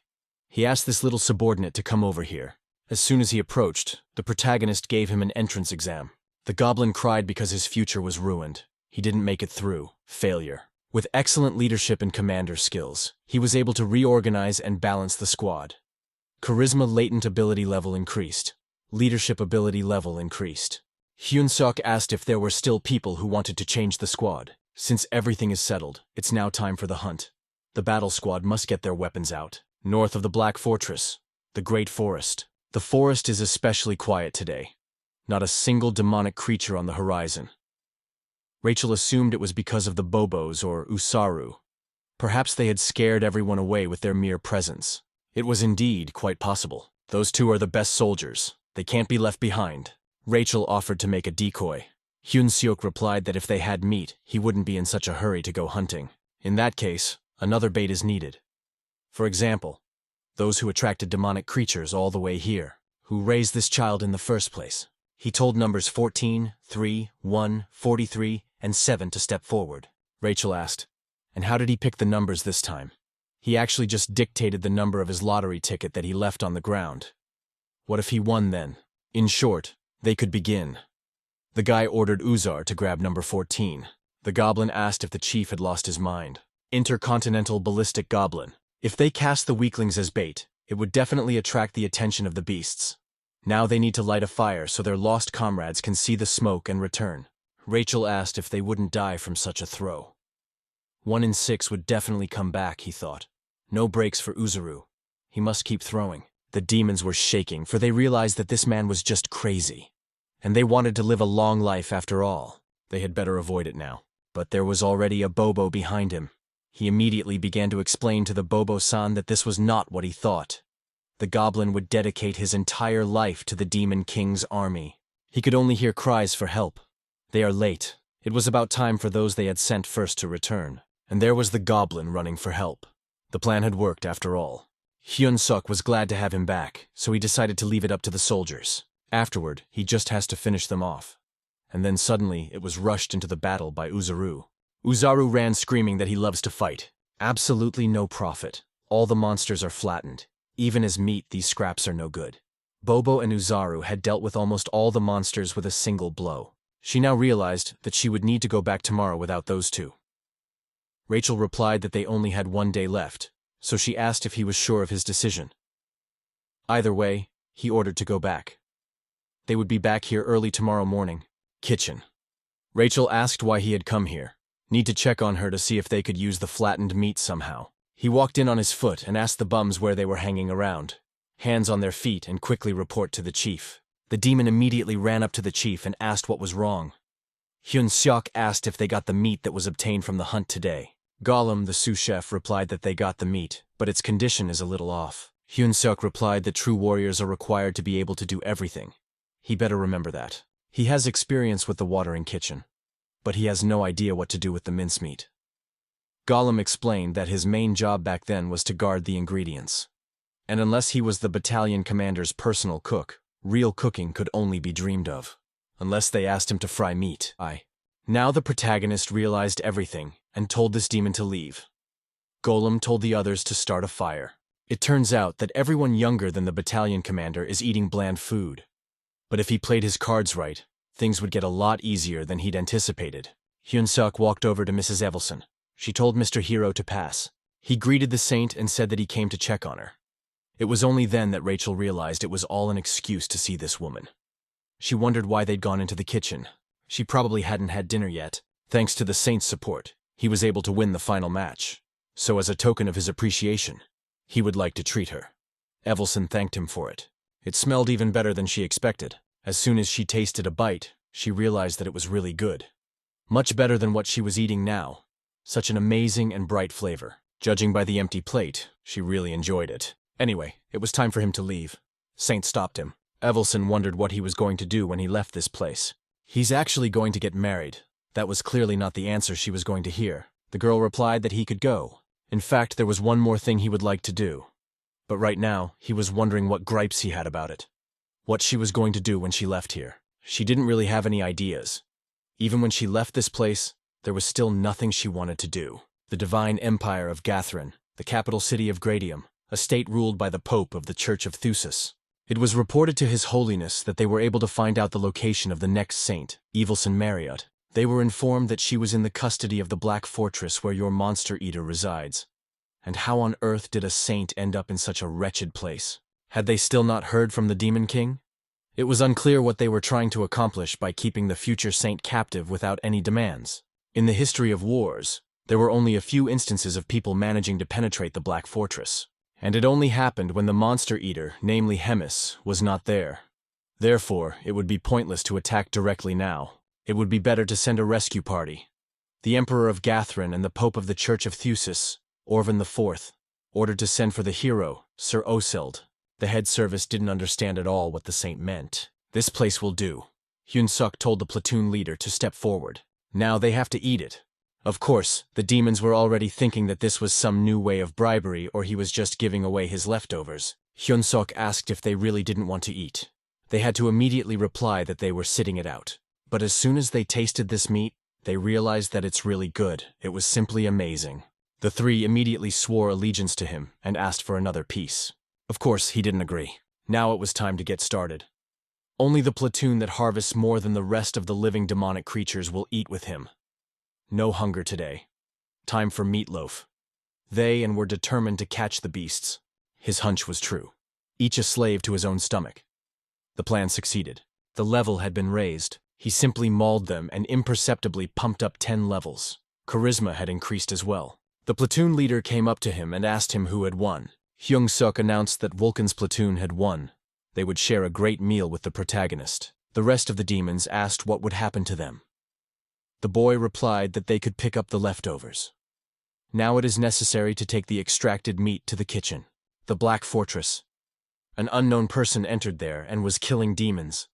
The whole floor was stained with blood. He finally made it in here. I shouldn't have told him that after all, but she was so tired of keeping it to herself forever. Just then she saw a cloaked man walk in and call her name. It was Sir Gafen who had come to free her. She guessed at once that Papa had sent him. Evelson apologized, however she would not be going back. So he'd better go. He wouldn't mind leaving, but a mission is a mission. There's nothing you can do about it. He knows this is where the monster eater lives. He knows what will happen if he tries to take her away from here. Geffen asked what would happen then. Evelson replied that she would use the saint's power, and then the devourer would surely come here. He did tell the saint that he was on a mission now, didn't he? He's not a prince now. He's a soldier. And now she'd better go to sleep. And when she opens her eyes, she will already be in the capital. Evelson didn't understand how he was using the holy power. She didn't want to go back there. At that moment, he was hit by Hyun-suk, who told that bastard to get his paws off her. He put magic into the punch even though he looks like a normal person. Gefeng wondered who he was. Moving, he's not bad compared to someone who uses magic. He did say to get his hooves away from her, didn't he? That's certainly not part of his mission. But useful materials are always in demand. So this kid will go with him as well. How these people annoyed him. Even Rachel couldn't believe that this guy was able to put down a hero with one punch. What should she do now? Maybe she should bring Bobo. Suddenly she noticed something. What is it? He didn't think it would come to this, but it looks like there's nothing to do. To bring another person with him, he'll have to do a little magic on the scroll. Suddenly there was another guest there, asking if he was in trouble. It was Hemis who offered his help. He clearly didn't expect to see the monster eater Hemis here. After all, he had blocked Evelson's holy power. She preferred the term gourmet to devourer. Gafen couldn't sense any magical energy from her. Could it be a matter of power difference? Monster eater Hemis. The story of her devouring 1,000 soldiers in one day could very well be true. In any case, she really wanted to see what her guest could do. There was no need to panic. The most important thing was to block its attacks. Once he got the chance, then he would take the saint and leave this place. Suddenly he felt dizzy. Wasn't she still watching their fight back then? Geffen was too late. Hemis liked his handwriting. Perhaps this man would amuse her some more. Given the situation, it would be a miracle if he could get away in one piece now, albeit without a saint. Mission failed. What a shame that this guest just took off. And she did ask him for a favor, didn't she? That's okay, because the real show is just beginning. The Eater is an ancient monster and an immortal witch. That was the name of Hemis, the commander of the Third Corps of the Demon King's army. In the endless flow of time, demons were born and died, and only the Demon King as well as Hemis remained unshaken. Although the endless flow of time had dulled many things, such a crime is too cruel a price to pay for a long life. It still hits the forehead even with magic. It's not effective at all. He needs to be more flexible and not box himself in. Hyun-seok will take that into consideration. Besides, it doesn't matter how strong he gets. After all, there will always be someone stronger. He doesn't need to be afraid to use any method to win. This guy needs to keep in mind that a fair victory is the privilege of the truly strong. That was all for today. Reedrun praised this guy for doing a good job. Rachel appeared there and asked Mr. Hero if he was all right. In fact, he felt like he was about to die. The guy asked for healing. Finally, he could breathe in peace. Rachel was beginning to assume that to him she was simply her elixir to heal his wounds. That's all she can tell him. He must grow stronger. Only the faith that comes from within will be able to protect their Mr. Hyun-seok. Just like Madame Saint said, he needs to become stronger. He's talking about that woman again. He almost died because of that saint, witch, or whatever she is. Now someone's going to be punished by God for saying that. But that mercenary used divine power. If the girl was really a saint, she definitely wouldn't have been attacked by her own. That's really strange. The next saint seemed like it should be valuable. In any case, he decided to just forget about this incident. Rachel wondered if he really liked that woman that much. That asshole has completely lost his mind. How much jealousy does he hear? It's like he really wants to die. He better remember what kind of world he's in. After a while, it's over. May he be a cat in a rich family in his next life. Bobo is worried about that too. Rachel didn't understand what had happened to the fool again. Hemis's office, 30 minutes ago. There's a huge dilemma. Hemis was bored, so she wants to see something fun. He has 1 month before he defeats the battalion commander. Now that's something he didn't expect to hear. Hemis asked, wondering if he thought he couldn't handle it. Maybe he needs help, like he did with Kirkin. He doesn't need that. He can handle it all on his own. Rachel said Bobo can say goodbye to him now. That dog won't see him for a long time. It's time for this Mr. Hero to accept his destiny. How is he going to become a battalion commander with only 9,000 troops? Actually, he's crying here, so Rachel better not get in the way. Otherwise, he'll just kill her. The hero has certainly grown a lot, but a battalion commander, that's a whole other level. They have about 40,000 power. There's no way he can become that strong in a month. It would be great if their priceless dog could fight instead. Bobo could fight the battalion commander as an equal, or even win. But a fight implies a duel. And then an idea popped into his head as soon as he heard about fighting and dueling. Hyun-seok asked again what the commander had said. You have 1 month. Defeat the battalion commander. It wasn't about fighting, was it? It's just about defeating the opponent. Rachel wondered if he'd gotten it right. He'll just lure the commander out and essek Bobo on him. That's the only way. Rachel couldn't even understand if he was so smart or just a coward. After that, the angel wondered how he was going to lure him out. Would a person like Hyun-seok be able to interest the battalion commander? Of course he would be able to do that. He met him not too long ago. He's a real pig who loves a good meal. Let me fill this sad story of many deaths with the preparation of stewed wings, which will make the battalion commander delighted. A recipe for braised ribs. There was fleece meat. Rinse the ribs in water and honey to wash off all the blood. Once the blood is removed, put the meat in a pot and cook. After cooking, add thinly sliced mushrooms and green onions. Next, add water, sugar, soy sauce, and garlic. One must remember that garlic will weep when peeling off its skin. You need to get a good squeeze of the exquisite juices of the fermented fish. Throw all the ingredients in with the meat and bring to a boil. He's human, so why does he lack stamina? What a shame. Rachel told the hero she was on fire. And so after at least half an hour, soft and tender ribs are ready. Now we need to lay them out beautifully on a plate. On top, let's add green onions. The key to the heart of the battalion commander is ready. It's so beautiful and delicious. It's been a long time since he tasted such deliciousness. Giving it to Uzar Hyung-suk was a brilliant idea after all. He's a great guy. The subordinate informed Mr. Doris that the head chef was here. Doris asked him to tell him that he wouldn't take Uzaru back. In fact, that's not really why this guy would be here. The chef said that he had personally prepared a dish for him as a token of his gratitude. He had heard that this guy was a chef from God. Therefore, he too was curious to see just how good that person was. Hyun-suk walked in and said that he hadn't seen Mr. Doris in a long time. He even felt his heart start to pound. Doris immediately apologized for all those emotions. He was told that Hyun-suk was here to thank him. He wanted to thank the battalion commander for helping Hyun-suk get his rank in the kitchen. The guy even apologized for not thanking him earlier. There was no free time. Hyun-suk might lack skills, but he had put a piece of his heart into those beautiful braised ribs. Therefore, he really hoped that Doris would enjoy it all. He could smell that exquisite flavor.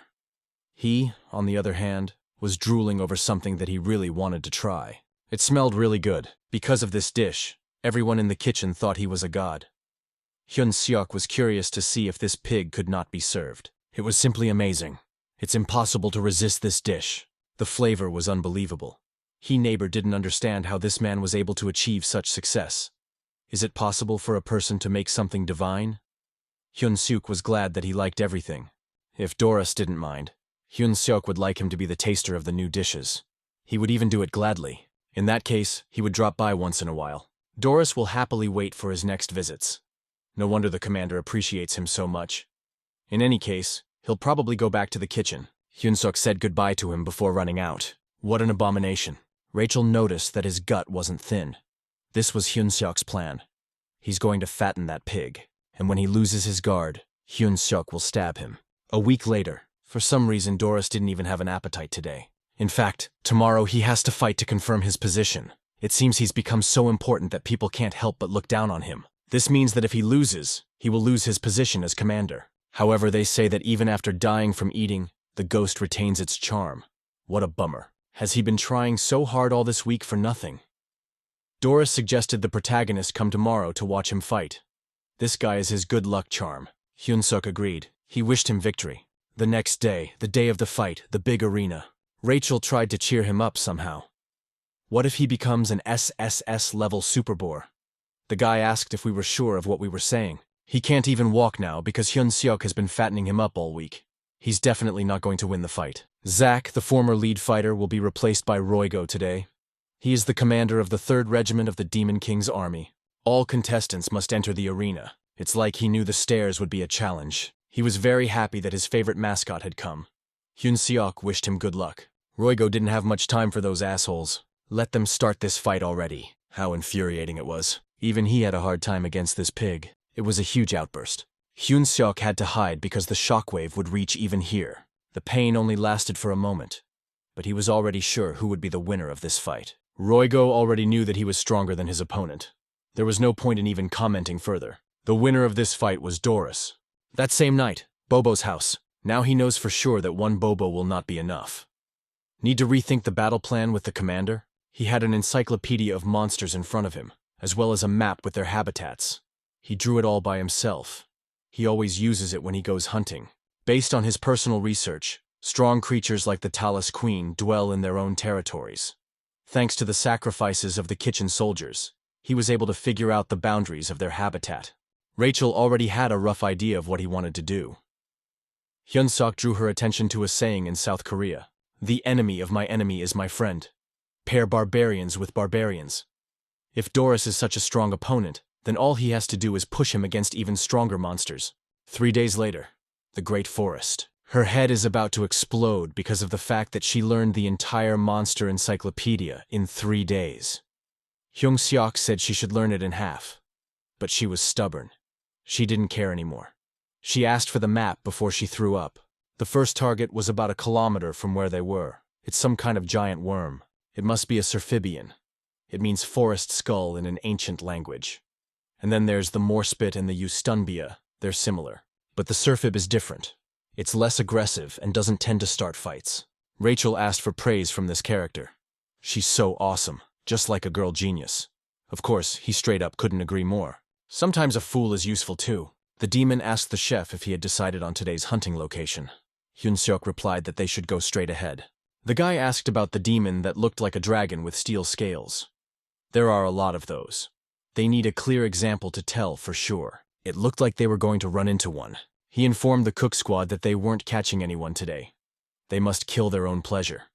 Today they will eat the captured prey immediately as well. The demons rejoiced that the chief had finally come to his senses. Today they can eat their fill. In such a short period of time, they'd already caught so much prey. The guy was very curious about the location of the owner of this territory.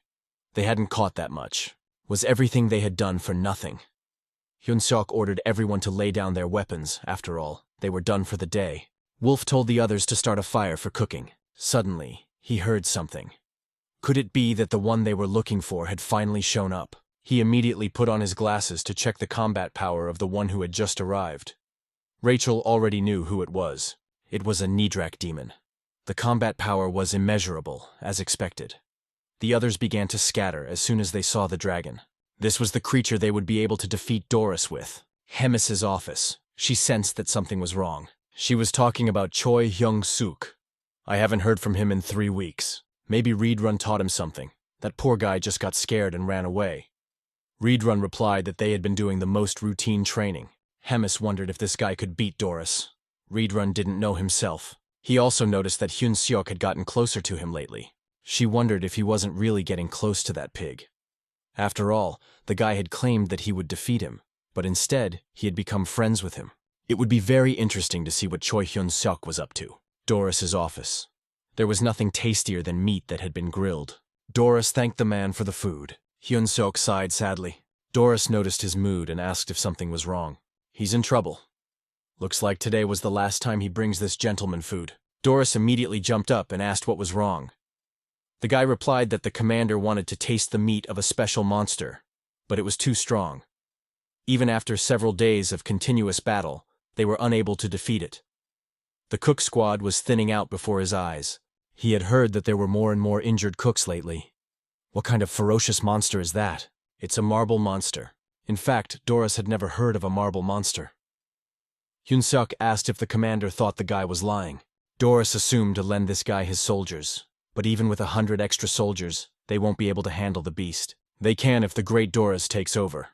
That monster will definitely be defeated after a few minutes. Besides, the commander would definitely recognize such a feat. He even started fantasizing about Hemis calling him a cutie instead of some pig. Since Hyun-seok is quite close to the commander, he was willing to tell her everything. In that case, Doris will help him.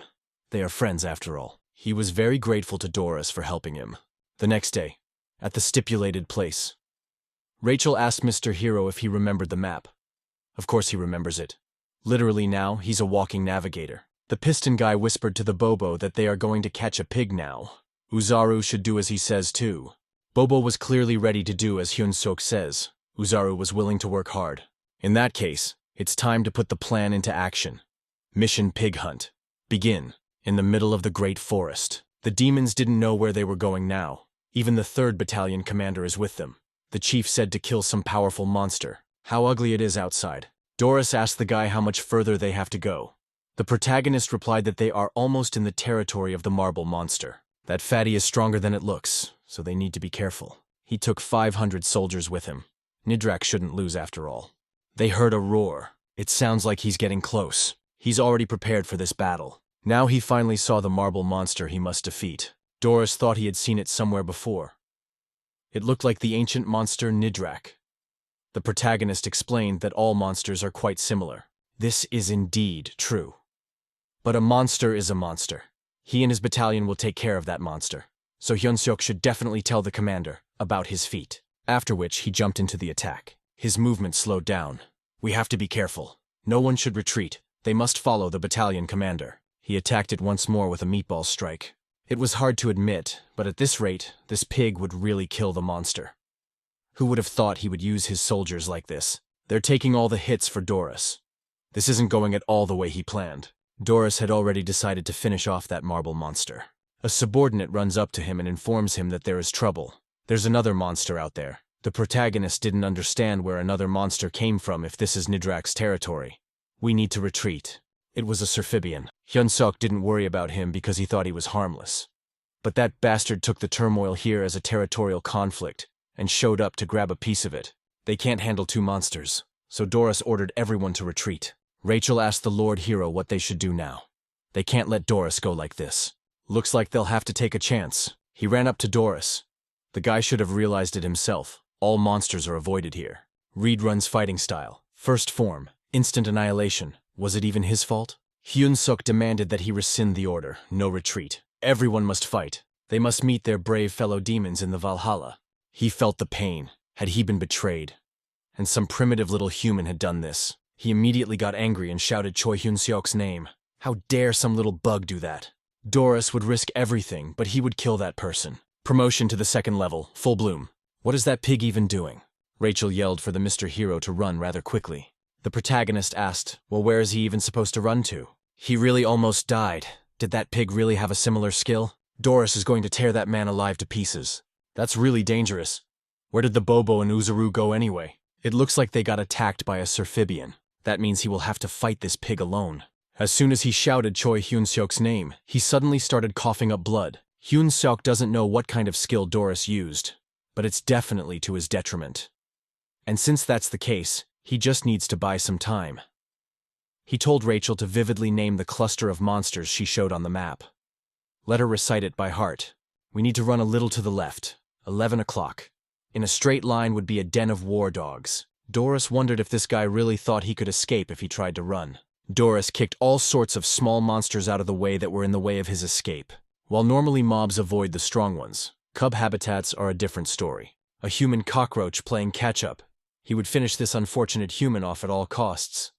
Doris used an upgrade to level 3, Falling Flowers. He will make this man behold on his own beating through the beautiful one. A level increase was a demon's strongest weapon. Just when he thought he could win this fight, he suddenly started coughing up blood again.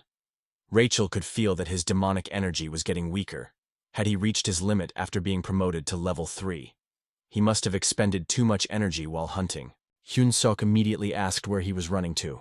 He actually hated to say such a thing himself. But as soon as Doris's strength is restored, he will immediately come for that man's head. He doesn't forget such insults. Therefore, he will do everything to kill Hyun-seok as soon as his body can recover. The main character immediately jumped on him, talking about how he can move whenever he wants. However, now was not the time to leave yet. Doris asked the stupid man. Did he really think he could defeat him with his bare hands? Hyun-seok used the read-run fighting style to do so. 7th form, Blast Wave. The guy was surprised that this pig was able to withstand against such a blow as well. Doris shouted that this fool had underestimated him. At that moment, another demon intervened in their battle. It was Hemis. She was curious to know what all the commotion in front of her own castle was about. That blast wave caused the main character to be thrown back against a tree. What had that even just been? Doris asked for the commander to save him. He hadn't lost yet, after all. This wasn't even the final battle. In response, Hemis told him to just shut his mouth. How stupid he was to be hit by a pathetic little man. They're at war with humans, after all. Hemis shudders in disgust at the thought of the likes of Dorasu being a battalion commander in wartime. Perhaps it's time to put a stop to all of this. Hyun-seok immediately rushed out of his seat.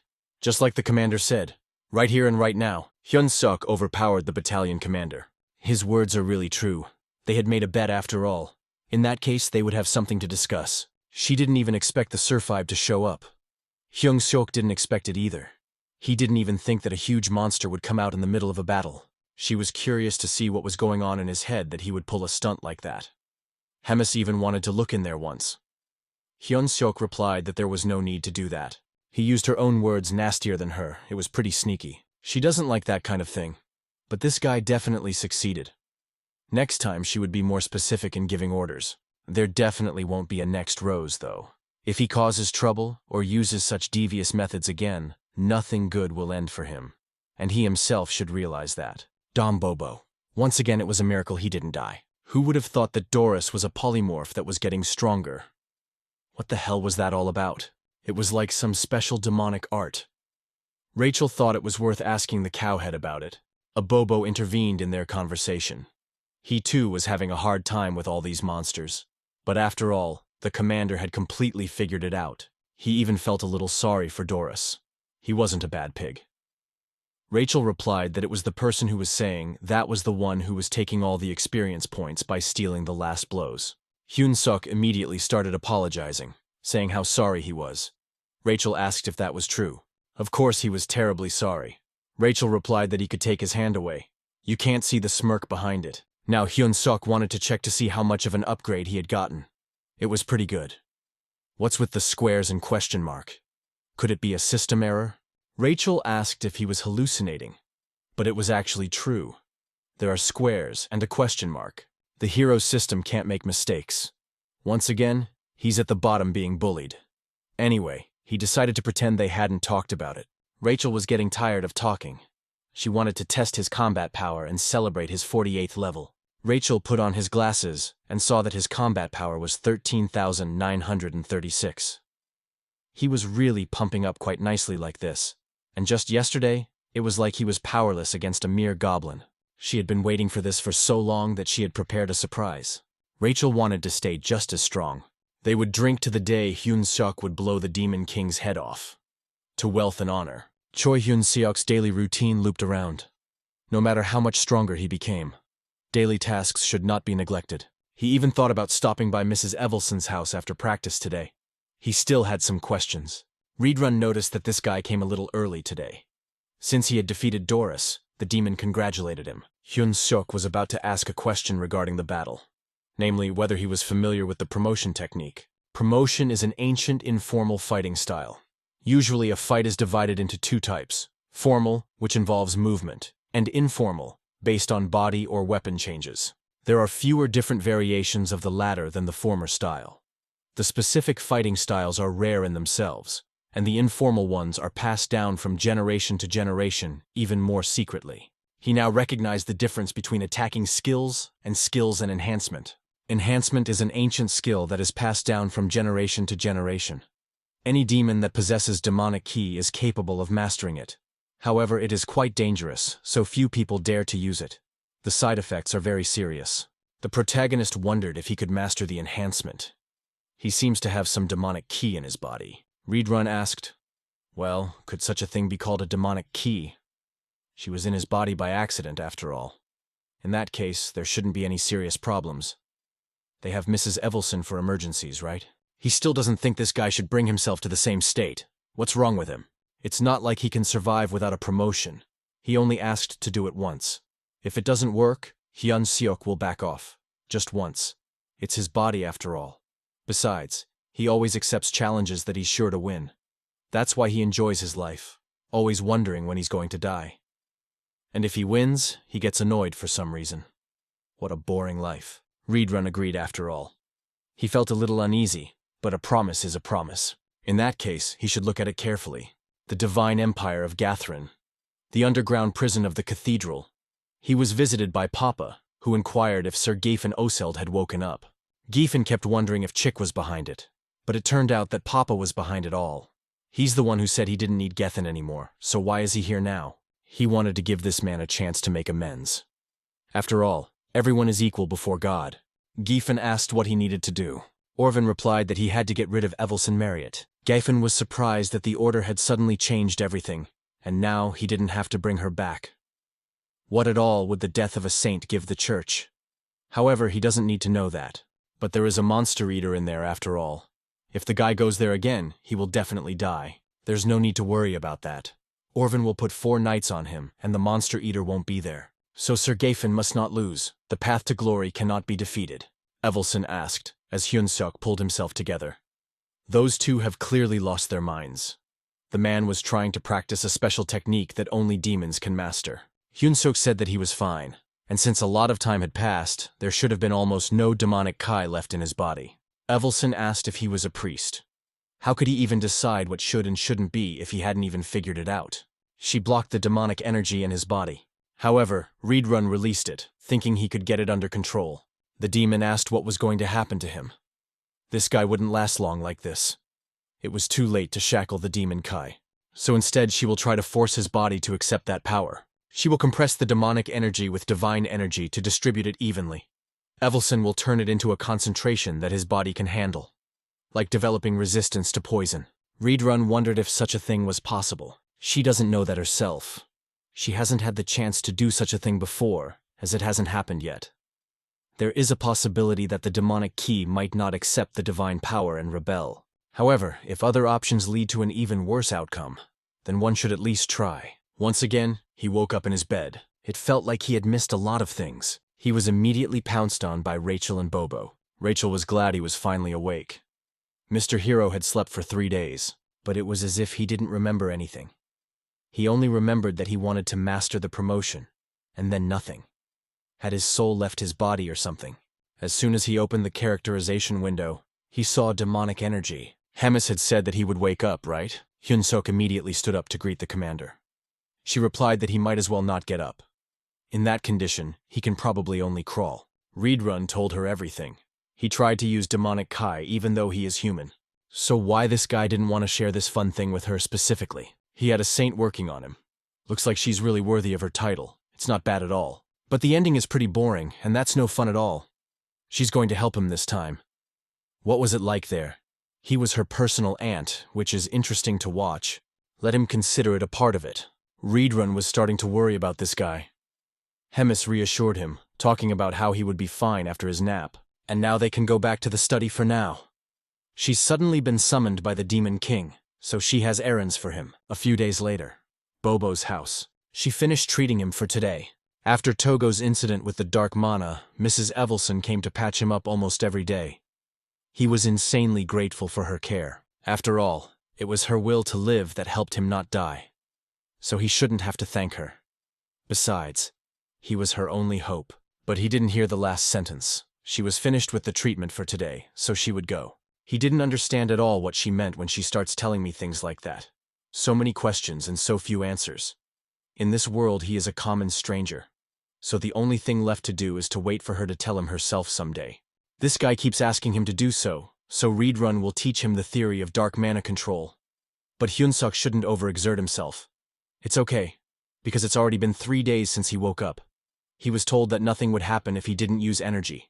Mrs. Hemis left just 3 days ago. The gathering at the Demon King's castle is an annual event, but for some reason he had a bad feeling this time. Hyun-seok tried to bring this demon to his senses, for he didn't respond at all. Reborn apologized and also mentioned that he was distracted. The protagonist realized that he had a lot of things piled up on him lately in the absence of his commander. So Hyun-seok asked if there was anything he could do to help. It's okay, because the commander will be back soon. It's just that she was called earlier this year, so there's not much difference. Hyun-seok shouldn't worry about him. He should just focus on taking care of himself. The protagonist will do as Reborn orders. Hyun-seok is getting stronger every day, and his body must be developing quite well thanks to the dark mana. Once he learns how to control it, he will grow considerably. Suddenly he felt a divine power. He immediately stood up and Hyun-seok wondered what was wrong. He felt an unfamiliar divine power, and it wasn't a saint. They've got an intruder. Reborn Sam would check it out, so he told the guy to wait here. It was surprisingly easy to get in. Perhaps it's because there's no devourer inside. Giffen told them to keep their voices down. Even if there isn't one, there is another monster in this castle that was nicknamed the Red Nightmare. At that moment, Reborn appeared there. He asked that person how he knew that Miss Hemis was absent. That was the so-called Red Nightmare. Giffen ordered Lucas and Nell to go after the saint, while he and Orca would deal with the Red Nightmare. They came for Evelson. Her room is not far away. Overpowering 4 people wouldn't be difficult, but they split up. So what should he do now? The main character came running to him, saying he had come to help. Reborn told him not to follow him. Rather should be thanked, though. He informed Hyun-seok that these people had come for the saint. The demon said to take her to a safe place. He should take that necklace with him. Hyun-seok asked what he should do with it. Reborn explained that he should use that necklace as proof to gather the high-ranking officers, after which he was about to run away. Giffen ordered to stop that guy. Reborn told that man that he couldn't take the saint without the permission of Commander Hemis. Reborn's fighting style. 7th form, Blast Wave. Rachel couldn't believe he was given a new quest in a situation like this. Hyun-seok asked how much longer he had to do it again. Hero's quest. The weaklings came to kill Evelson Marriott. It's his duty as a hero to protect the Holy One. And who knows, maybe overcoming danger together will allow love to blossom. He'll be rewarded with 1,000 hero points. Why do these weak men want to kill her mistress? And why the reward is so huge? What the hell is going on anyway? He immediately burst into the saint's room talking about how they need to escape. They were attacked by men. Evelson asked what he was talking about.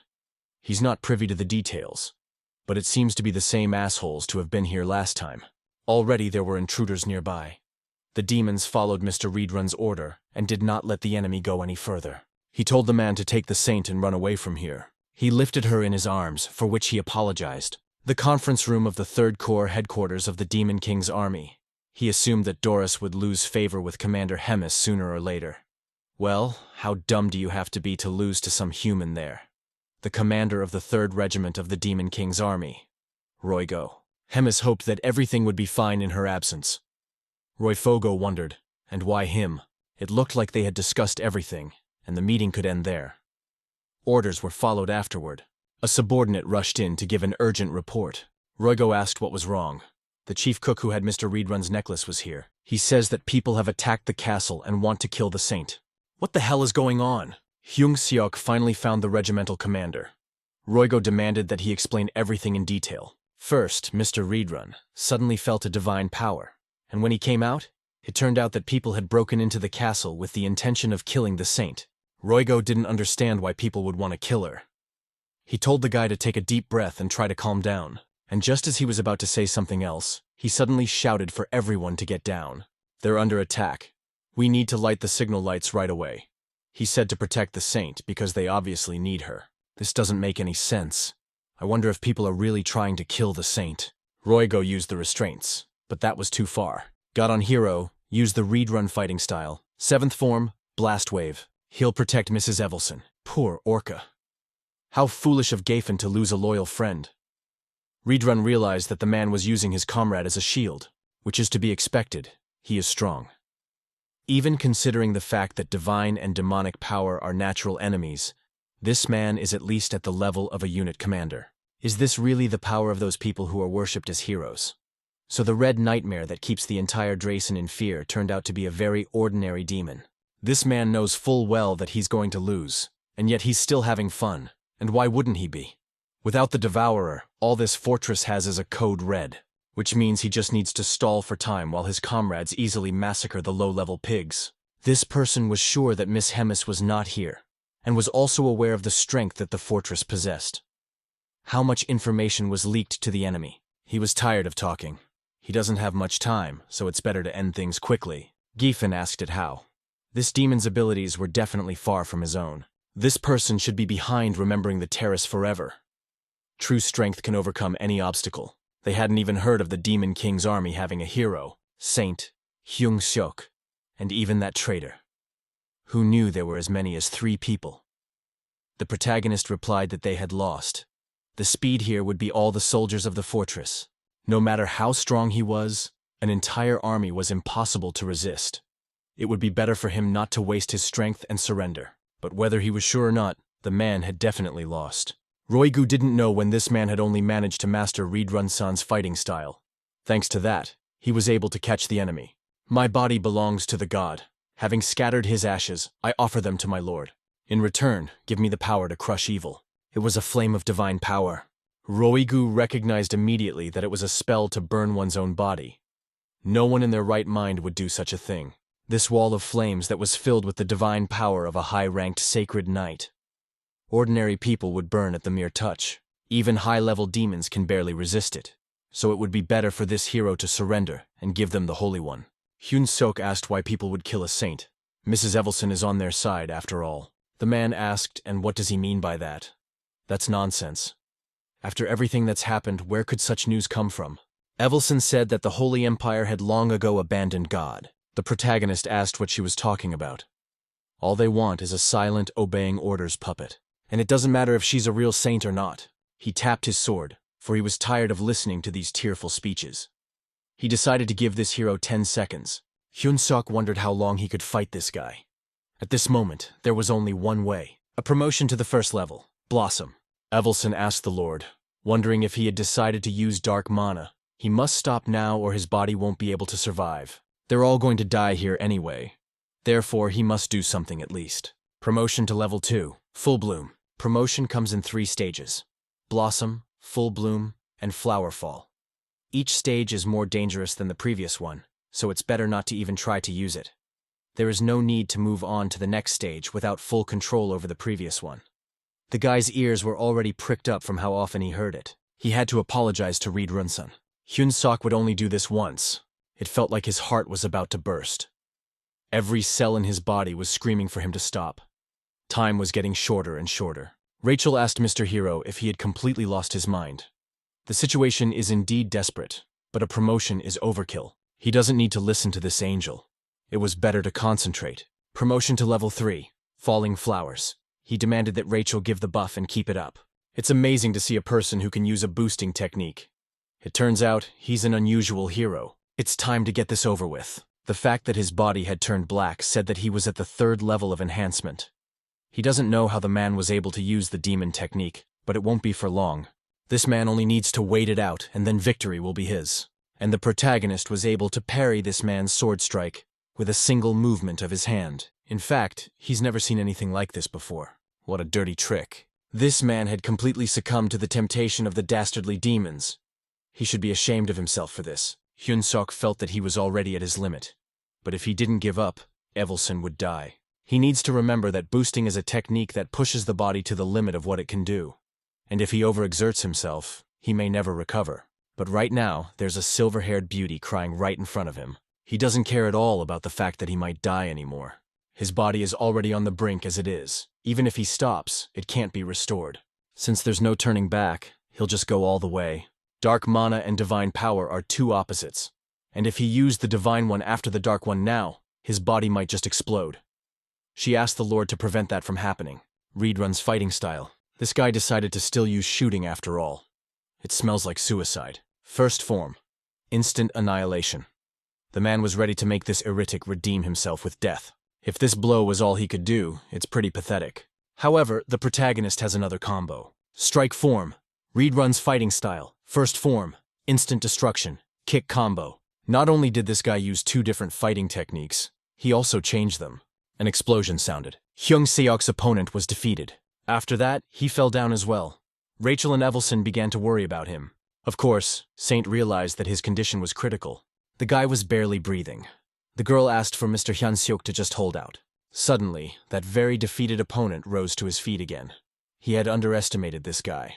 This is clearly an extraordinary person. If he survived, what would become a threat to the entire empire? So we need to finish him off right now. That's what he thought until he was grabbed by Reed Run's hand.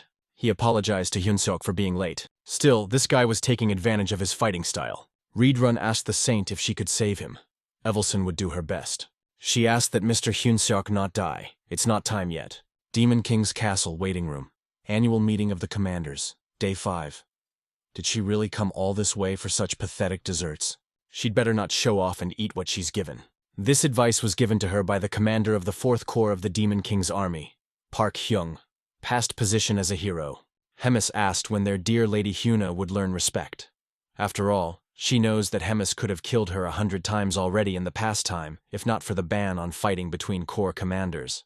A subordinate came running in with an urgent report for Mrs. Hemis. As it turned out, the Gatran Empire had attacked the Black Fortress. The intruders are 4 knights, including 1 hero. Many soldiers are killed or wounded. The annual meeting of commanders suddenly decides to hold a different way, and people at this very moment attack. What an incredible coincidence. His Majesty the King must be thinking about it too. Once again he managed to survive. How cool. Rachel was angry at his words that he had survived again. Let him die already at last. Hyun-seok replied that he was a patient after all. Considering the fact that he could feel pain, he was definitely alive. And he felt like he'd thrown off his skates. He did. The protagonist was able to use a fighting style, but the opponent also survived a direct attack. However, a cowhead suddenly rushed in, and in the end, Mr. Hero was saved. Happy end. After that, Cowhead and Saint took turns taking care of him every day. Rachel and Bobo also looked after him whenever possible, but both the Saint and Cowhead thought his survivability was a miracle.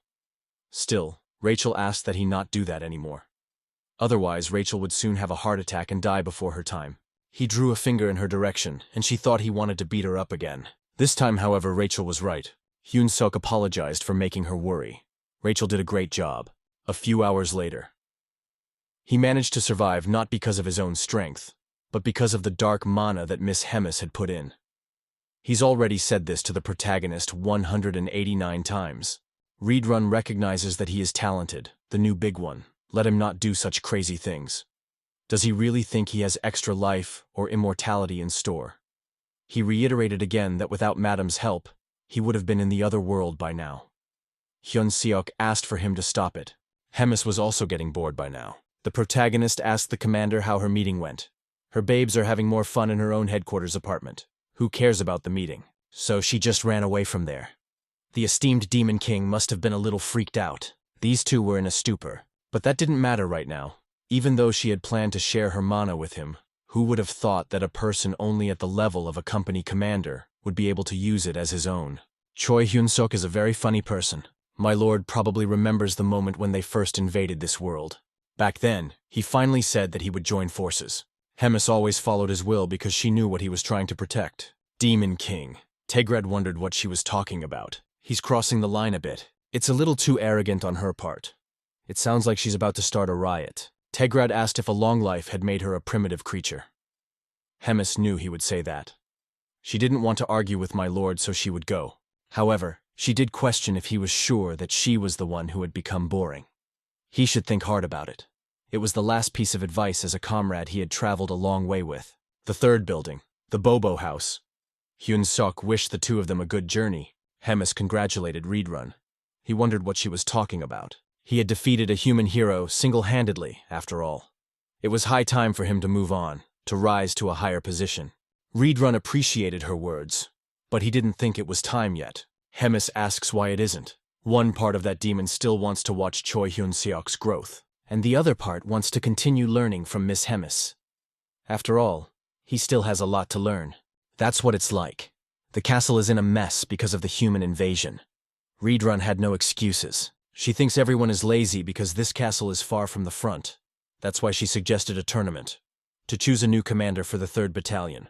Even after upgrading the hero's store to medium level, he still has 950 points left. Not spending them would be a waste. After completing the quest, 1,000 points were earned at all. The store is now of medium level, which means that there are even more useful items here. There are all possible items, and even a new category of miscellaneous. Perhaps you need to buy something there, so it's just ordinary armor. Once worn and scrapped, not even a stat bonus. Even a cow's head won't catch a breath. Some of the bling has different options, but it's unclear which ones. So for now he decided to improve the combat power determinant. He wondered what this skill and magic creation was that cost 500 hero points. It's not an item, but rather the creation of a unique skill. For example, if they made a movie hero a skill and improved it, it would get better, but it would still be a kick. Probably.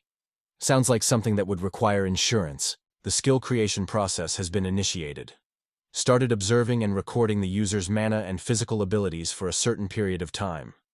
The start and end times can be manually assigned by the user. Now he had seen with his own eyes how a skill was created.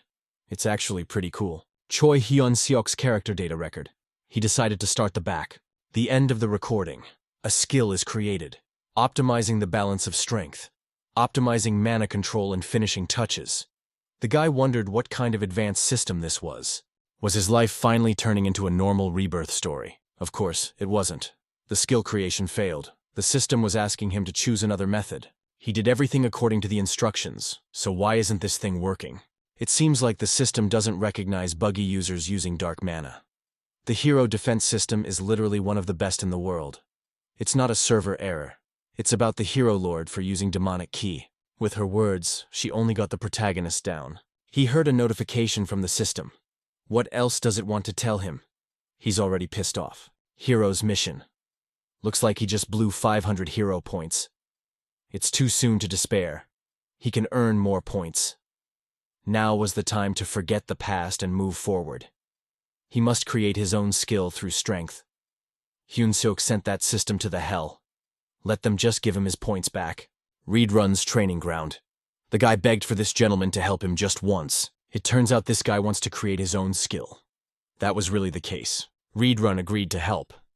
Anyway, he was going to study with this guy today. They would start right away. And then the training began. It went on and on. Day 1, he finally made it. The hero's task had been accomplished. He had accomplished a great feat, surpassing the hero's limitations and going beyond the accepted norms. A special reward is available to him. Current combat power is 26,520. The protagonist now has a skill of his own. A modified version of Reborn's martial arts, Nobility, the day of the tournament. Today's host is Jark. Today's tournament is a large-scale event where one commander of the 1st Battalion and one commander of the 13th Regiment will be chosen. The participants that are participating in this event were over 1,000. The entire tournament is divided into 3 stages, and they will be completely different from the usual fights everyone is used to. The first stage, which will begin in just an hour. It's called Oops, Knife Accidentally Slipped, or The Law of the Road, The Killing Run. The protagonist was approached by Park Hyuna, who was watching him. He's human, after all. Black hair, and on top of that, he has a combat power meter. At first glance, this is the most ordinary hero, but for some reason, she could feel the dark mana in him. Reborn asked that 4th Corps Commander Park Hyung step aside. He came with orders from Commander Hemis for their chef. Park Hyuna was surprised that the order was being given to this guy. In any case, if asked to get out, then so be it. It's boring here anyway. It's amazing that this cowhead keeps a human around, not as food, but as a commander. That's pretty interesting. Reborn replied that sometimes it acts weird, but still, this commander of the 4th Corps. It's also a former hero, just like Hyun Seok. Hyuna came to observe the tournament on the orders of the Demon King. But Mrs. Hemis is sure it's a surveillance, so it's best to stay away from that lady. It's obvious something's up. Anyway, he figured it out. The guy asked what the commander's orders were for him. The commander ordered him to become one of the 8 finalists in the tournament. Otherwise, they would send him back to the 2nd Corps as human research material. She said it would be protection pay. 2 hours later. The start of the tournament. Roigu will explain the rules. The first stage is a normal run. You have to run to the finish line. If one of the competitors is not accidentally killed today, there will be no punishment. This person must have heard that killing will not be penalized here, so that arrogant person better not hang around him. Of course Hyun Seok will do that. Let the race begin. He turned to the barbarians who can't fly. He'll accidentally drop something on them. Hyun Seok tells Rachel to activate the shield. She also has to tell him what's going on in the front. Rachel mentions that if he keeps running as well, he can rank 100. It's amazing that this man managed to survive, but that's where his luck ends, because he's about to die. Luckily, Rachel managed to block that punch. What about this one? It seemed to him that this attack was weaker, for that demon had split it. It was beautiful, but no more. The demon shouted as the man attacked them with his long-range weapon. That crazy bastard just decided to set him up. They were all focused on killing the man now. They never liked him anyway. The demon lunged forward and told this man to catch up if he could do it. What an asshole. He would regret it if he caught Hyun Seok's eye. The guy asked Rachel how many there were running in front of him right now. He was able to overtake 76 competitors. There were still 24 demons ahead of him. At this moment, the defense was broken through. Those fighting skills that Hyun Seok had learned were completely incompatible with the human body. Reborn's enhancement techniques and fighting style techniques were created for demons. Therefore, he needs to come up with his own skills. A fusion of the dark mana that Miss Hemis gave him and the magic power of humans. It was his own skill. His skill. For a long time, the color of nobility was purple, and so was his skill. So why not call it nobility? Magic power was increased from C rank to D rank. Dark mana was increased from E rank to C rank. A nobility born in purple. An ancient term that denotes being born for the light of a nobleman. A fusion of 2 existing powers, giving rise to a new one, mastered by 0.06%. Nobility. First form. The king's step. He immediately began to overtake all the demons in front of him. 95 competitors have already reached the finish line. There were only 5 places left. This asshole didn't understand how a human was able to get to this place so quickly. What an unexpected encounter and quite pleasant. Reborn's fighting style. Third form. Attack. Let him die completely by accident. He hit the wall. Here came the last participants, that 95th and 100th place. Hoglot and Choi Hyun Seok. Hyun Seok was happy that he was able to do it. And that asshole was unhappy with the dirty man's actions. He wanted to kill him already. Roigo kicked him, saying that the race was over. The 100 contestants who passed the first trials will take part in the second tournament in 3 days. They are now free to go. That same night. The forest next to the Black Fortress. Hyuna asked if she was really going to free him during the tournament. At that moment, another new demon named Motum arrived. It had been a long time since she had seen him after all. 97 years, 3 months, and 11 days to be exact. Hemis familiar, Motum, inquired about what he could do for Mistress. Combat power 198,532. Hemis explained to him that he should just take away the flags of all the participants. But there was no need to overdo it. If he encountered a weakling, he needed to be gentle with him. Hyuna noticed that the devourer must have softened up since she was asking for such a thing. In response, Hemis asked why the 4th Corps commander thought demons were losing to humans. because they fight too fair. Demons always try to solve everything by brute force. But if they lose, there is only one road open to them: death. And this is the order of the day for them. However, people are different. If they find themselves at a disadvantage, they will refuse to fight. Humans are capable of cunning or playing a game outside the battlefield. That's why the Demon King keeps losing to the weaker race. Looks like it's time for someone to refresh their knowledge already. The rules for the second round of the tournament. Groups of 4 participants are formed randomly. Each group is given 2 flags. After 48 hours, the 10 teams with the most flags move on. Teams that find themselves at the end of the second stage without a single flag are disqualified. The demons wanted to use this person as bait to defeat the others. Meanwhile, Hyun-seok didn't understand why he was even on the same team as that jerk. Team 9. Hyun-seok, Holgoth, Ikigli, and Fedison. They should just wait it out until the end of the round and move on. How annoying that goat is. Standings. The 5th team had 9 flags, the 8th team had 7 flags, the 24th team had 5, the 9th team had 4 flags, the 1st team had 3 flags. The table changed again. Now the 8th team was in first place. Suddenly he heard the sound of metal. Modem had found them. One thing was clear. It was because of him that the teams had started bouncing around the table. Goat asked if it was the Golden Goblin. Hyun-seok said not to go near him since he didn't need to be fought. But the demons didn't want to listen to the coward. He wanted to kill this opponent and take all the flags himself. But at the same time, he was able to deal with these guys. He took the flags for himself. Hyuna doesn't know what the Devourer is counting on, but it's all pointless. How can you stand up to Modem? There are 18 minutes and 32 seconds left. The standings have updated. There was less than a minute left. Hyun-seok told them to get ready. When he gives the signal, they'll go on the attack. Especially that asshole should use his head. Motem took away their flags. Another primitive attack. The protagonist told the goat to hit with magic. He didn't want any human to order him around. Next, Ikigli got down to business. Double attack. This was actually the first team to resort to such a trick. It's kind of invigorating. But it's just a trivial slow frontal attack. Even their dark maga is terribly weak. Now it's time for the centipede attack. Nobility, first form, the king's step. Now he can take Motem's flags. What great teamwork. Pretty good for an improvised plan. But they can't do much more than that. 15 seconds left. This guy's resorting to a power he's never seen before. Could it be purple energy? 10 seconds. Time's running out. If he's that interested, let him try it on himself. All or nothing. Dark mana explosion. 5 seconds left. 4 seconds. 3, 2, 1 second. Round's over. Motem noticed that he had blown his magic, but it was powerful enough. Did he mean to self-destruct? The honoring of the flags begins. Suddenly, the main character told this iron head to turn around. Motem didn't even notice when he only managed to pick up 1 flag. Hyun-seok asked, did he really think the main character started blowing himself up without having a plan? Everything had been thought out. That encounter with him was pretty damn shitty.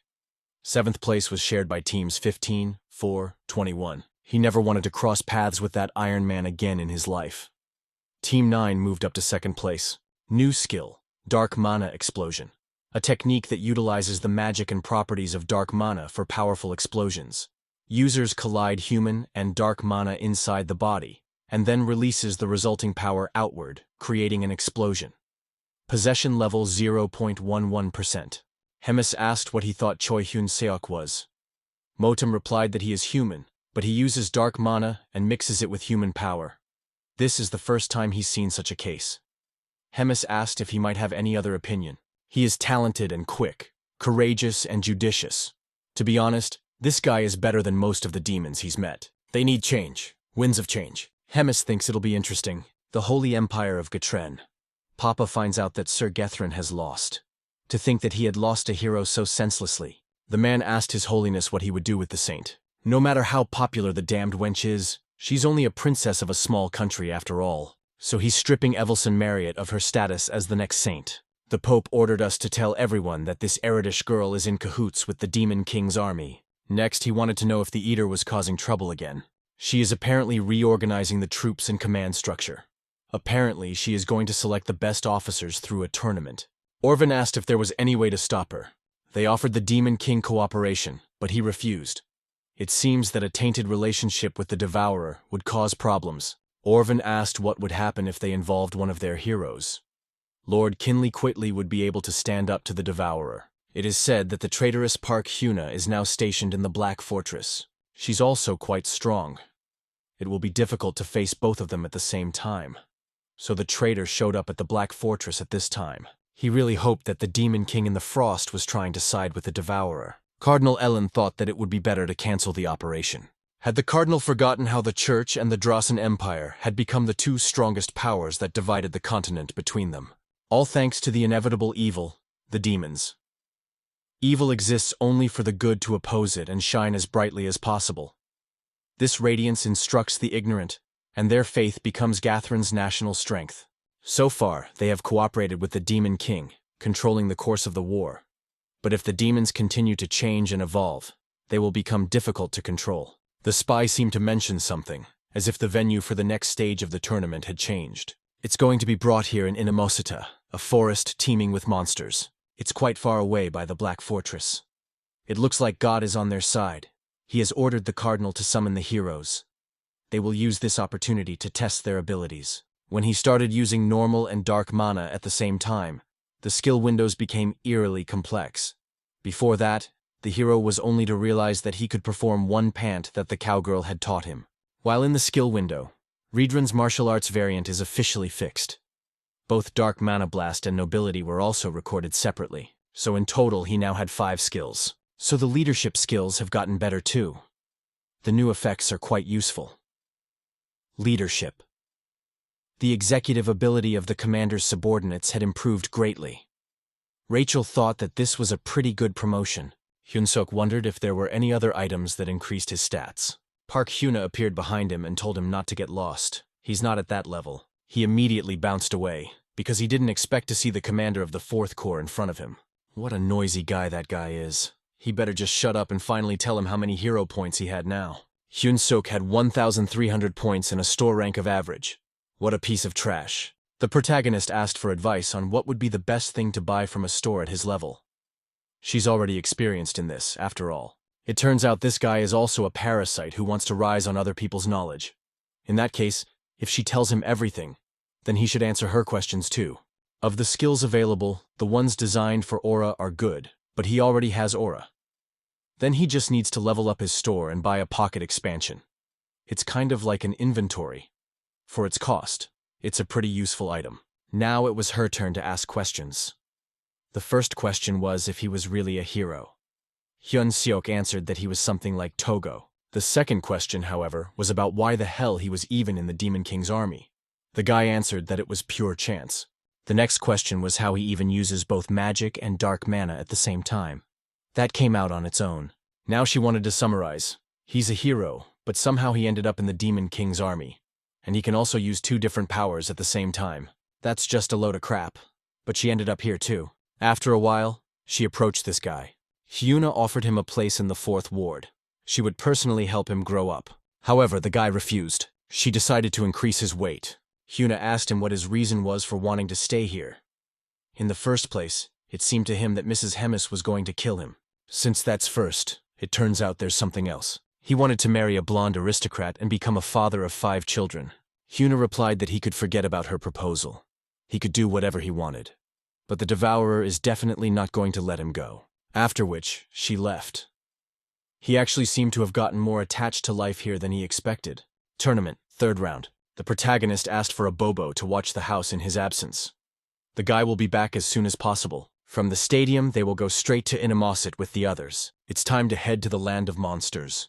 Level up. A new level for killing a single mob. Hyun-seok has already gained 4 levels. I wonder if he's dreaming. Dryad. Most dryads are plant-like demonic female creatures. They help other plants and monsters reproduce by exchanging pollen. Could this be the item? The rules of the 3rd stage of the tournament. Survive in a forest swarming with demonic creatures. The 3rd stage will be completed when 24 participants have left. Each contestant will be given a magic item, a tracking orb. This orb runs on Dark Mania, and it was created for Hemis's amusement. Every hour, each participant's location appears on it. The magic skills of the Demon King's army are impressive. They can even use such complex spells. He wanted to take this and leave before anyone showed up. However, something popped into his head. He had finally found this person. Trump felt that he would definitely not be turned away this time. It was annoying as hell. And why does Roygo always play the role of watchdog? He's numb. Before the teleportation gate. The goblin told me not to say that. It's their only way through. Roygo knows what will happen if that gate breaks down.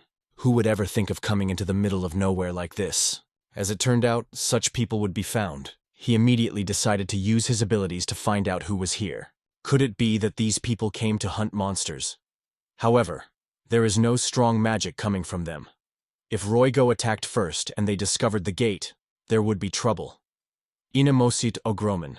So it was unlikely that they were headed this way. He had a bad feeling, but decided to wait for now. This wretched man should crack before his might and beg for mercy from the great Lord Holgoth. Or he will simply choose to cowardly flee.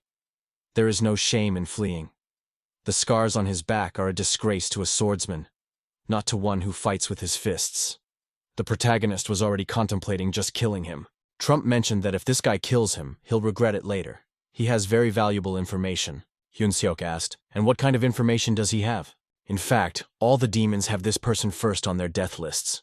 As if Hyun-seok didn't know that himself. But he was curious to know them. Where are the others? Why did he come alone? He started the countdown. After that, the demons came running there, saying that Holgoth had found a human. The large arena of the Black Fortress. She didn't expect them all to start hunting Choi Hyun-seok. What a pity. And Hemis doesn't look like she's regretting it. Roygo sent an urgent report that they're under attack. They're trying to breach the gate. The enemy is a squad of humans armed with stealth attack devices. Somehow they got the exact location of the portal. After that, the connection was cut off. Hemis turned to Reedran. He's on his way immediately. So the humans came prepared. It looks like they have a rat somewhere. Hyun-seok asked if it was okay to do something like this at the tournament. What are the organizers doing?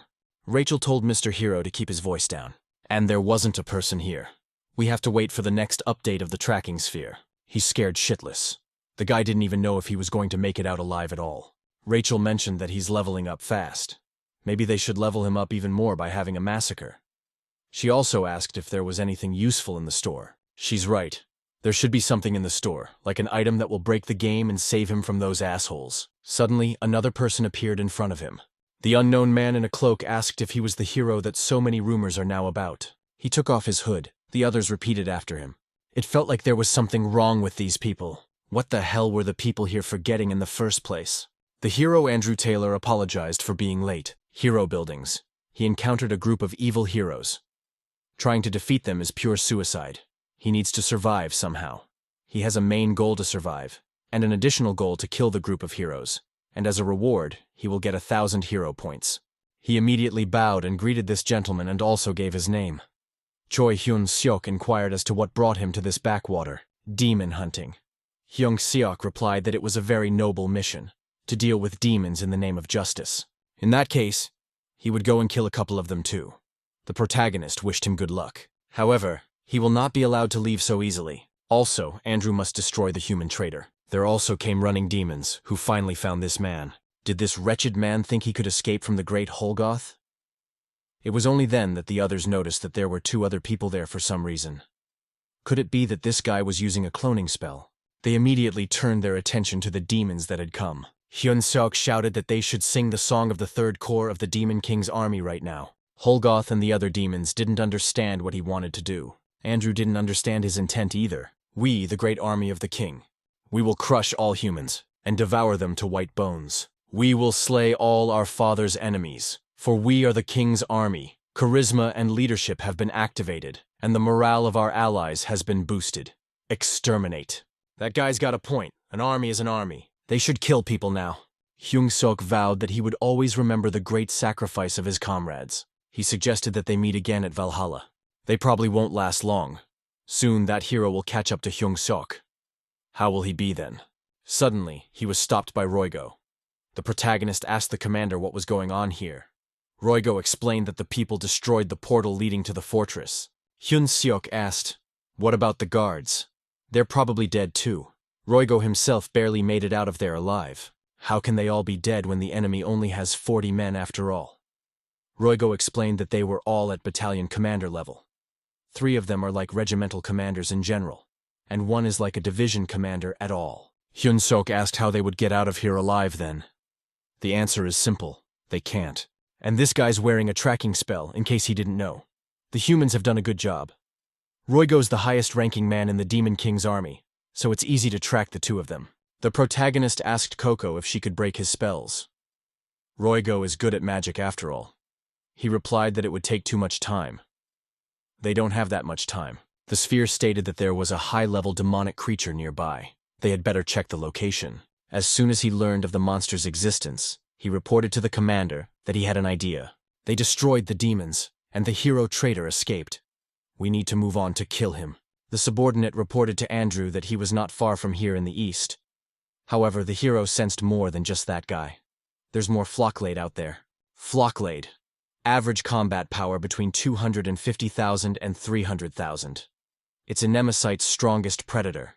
A huge plant-like demonic creature that is considered particularly dangerous. It requires at least one hero-level fighter to destroy it. It can be defeated, but the damage will be enormous. And so this plant appeared right in front of them. It was terrifyingly huge. Those two attracted its attention, and that traitor was out of his mind. Pheromone perfume. A perfume with a scent that some monsters love. The farther they are from the subject, the weaker the effect. Slightly increases the monster's proximity to humans. A female dryad. Advancement status. He will do whatever it takes to survive, even if he has to become a female tree to do so. Andrew will deal with this traitor himself. Andrew immediately headed towards them. Roigo managed to fend off his punch, after which he jumped back. Advanced Hero Swordsmanship, First Form, Hero's Path. This was the attack he used against Roigo. Other subordinates jumped in there and prepared to capture him. However, they would be dealt with by Hyunsuk. The protagonist decided to take on the smaller mobs, and he should last a little longer. Andrew asked if he planned to keep stalling. Top of Flock Day. Before engaging the enemy. This plan will make the best use of their strengths. Roigo should constantly run away and deplete the enemy's stamina. He can also use the demonic beast as a shield against his attacks. He has skills like stealth, whip, fast movement, and binding magic. Kind of like mid to long range support. Meanwhile, Hyunsuk will deal with the monster. The key to this plan is not to go in for a frontal attack. They'll call this Operation Attack. Andrew noticed that he's a very sneaky bastard. How long is he going to run from him? Turns out that's how people usually fight. Pretty cowardly approach. Andrew's sick of him running away all the time. However, this will buy them some time. There was an order to kill the traitor. Therefore, he was determined to kill Hyunsuk. Fortunately, the protagonist managed to dodge all his attacks. This guy is strong. One punch and he's definitely a dead man. But his movements are pretty predictable. There's nothing supernatural about it. It's just a normal sword swing. Hyunsuk tripped him and the man fell down. After that, he finished the man off. His level was raised. The protagonist didn't even think he could win so easily, and that fast. However, their movements were very unusual. At that moment, he wondered if they were even human. Hyunsuk had used the boosting technique for too long. Because of this, some changes began to happen to his body. The Dark Mana skill increased from level C to B. Temporal synchronization of the body with Dark Mana. Transformation initiated. Roigo is already at his limit. The demonic beast is about to break out. Andrew replies that this demon is only good at escaping, but there is nowhere to run to now. Heroes get stronger with each demonic creature or demon killed. Specifically, Andrew is already at level 983. Leave it to him to kill this monster that Roigo was now using as a shield. He would immediately reach level 1000. Their battle was still going on, but of course, Roigo also had his own plan. If he just pumps up his skills, he'll be able to deal with this little bastard. Except he was running away from this hero for a reason. Binding Puds, Multiform, all those poodles headed straight for Andrew. And now the protagonist would explain Plan B. It's called Stealing the Final Blow. Roigo wondered if this was some kind of code name among the heroes. Hyunsuk will deal with the 6 before the demonic beast is killed. And Roigo must continue to distract the hero. When the time comes, he must help Hyunsuk defeat the monster. It seems like they don't even have any other options. However, there are 2 flaws in his plan. Roigo doubted that this guy wouldn't be able to do everything in time. Secondly, he doubted that Hyunsuk would definitely be able to overpower the hero after he leveled up. To be honest, there was less than a 1% chance that everything would go as it should. But if they give up now, they won't even have those crumbs. If it's a choice between 0 and 1, he'll bet everything on the latter. Andrew asked, and what this cheap tie-up trick would get him. He'll see that later. They have their own heroes too, after all. One who knows how to raise his level. Andrew couldn't figure out what was wrong with this guy, why he became a demon. His level was raised because of the last hit. Roigo replied that this guy came just in time. Hyun-sok thanked the commander for his work. Now it's time to deal with this hero. Andrew asked if this man really thinks he can defeat him just because he killed a monster. Advanced Hero Swordsmanship, 3rd form, Dragon Slayer. The protagonist was able to block this conclusion. Andrew realized that this kid is a melee fighter, so you can't let him get close. However, he managed to break through, and was already heading straight for the red-haired man. He already wanted to use Advanced Hero Swordsmanship, 7th form. However, Andrew didn't even have time to use it before he was immediately struck by the protagonist. It was a powerful punch that threw him back down right against the wall. Andrew didn't understand at all who this guy even was. Is it really a real demon? After all, his appearance was really reminiscent and demonic. Hyun-suk admitted that all the opponents he had fought so far were stronger than himself. Therefore, even a battle like this wasn't new to him. He grabbed that man's face and sealed him right into the ground. Thanks to that, he realized something. Andrew asked him to stop. It was a level-headed cognition. Andrew couldn't believe what she was about to do. This guy lady is a hero, and they are on the same side. But it was too late. A level is just a number. There were many pop-ups about leveling up. There was also a hidden characteristic unlocked. The spirit of battle was unlocked. Increased resistance to mental debuffs. Increased concentration during battle. He really felt like he was dying right now. He was approached by Roigo, who asked if this guy was even alive. Hyun-suk replied that he was dead. After that, the demon told him to drink it. He poured the contents right on his face. Hyun-suk asked what kind of disgusting potion it was. Roigo replied that Hyun-suk's fairy brought it. Rachel explained that it was a high-quality healing potion. Therefore, he should drink all of them. It heals wounds and slowly restores mana. The cost is 500 hero points. Hyun-suk asked where she was able to get it. As it turns out, Rachel found it from the dead heroes. They lost it all after they died. This world is a strange place after all. Rachel asked what he was talking about. The guy meant that heroes should be on the side of good, fighting evil and saving the world. But here, even if you kill another hero, there isn't even any punishment. You can even be rewarded for such actions. Hyun-suk acted like a true villain, but there was no retribution. Roigo replied that this is exactly from his point of view. In his eyes, this guy is a good hero. Hyun-suk saved his life. He better not cling to human morality so much. There are two sides to everything, right and wrong. It doesn't mean anything. Hyun-suk asked if the commander was comforting him now. He kicked the guy and told him to just rest, silently rest. Hyun-suk yelled that the commander was hurting him. His poor bones are already broken as it is.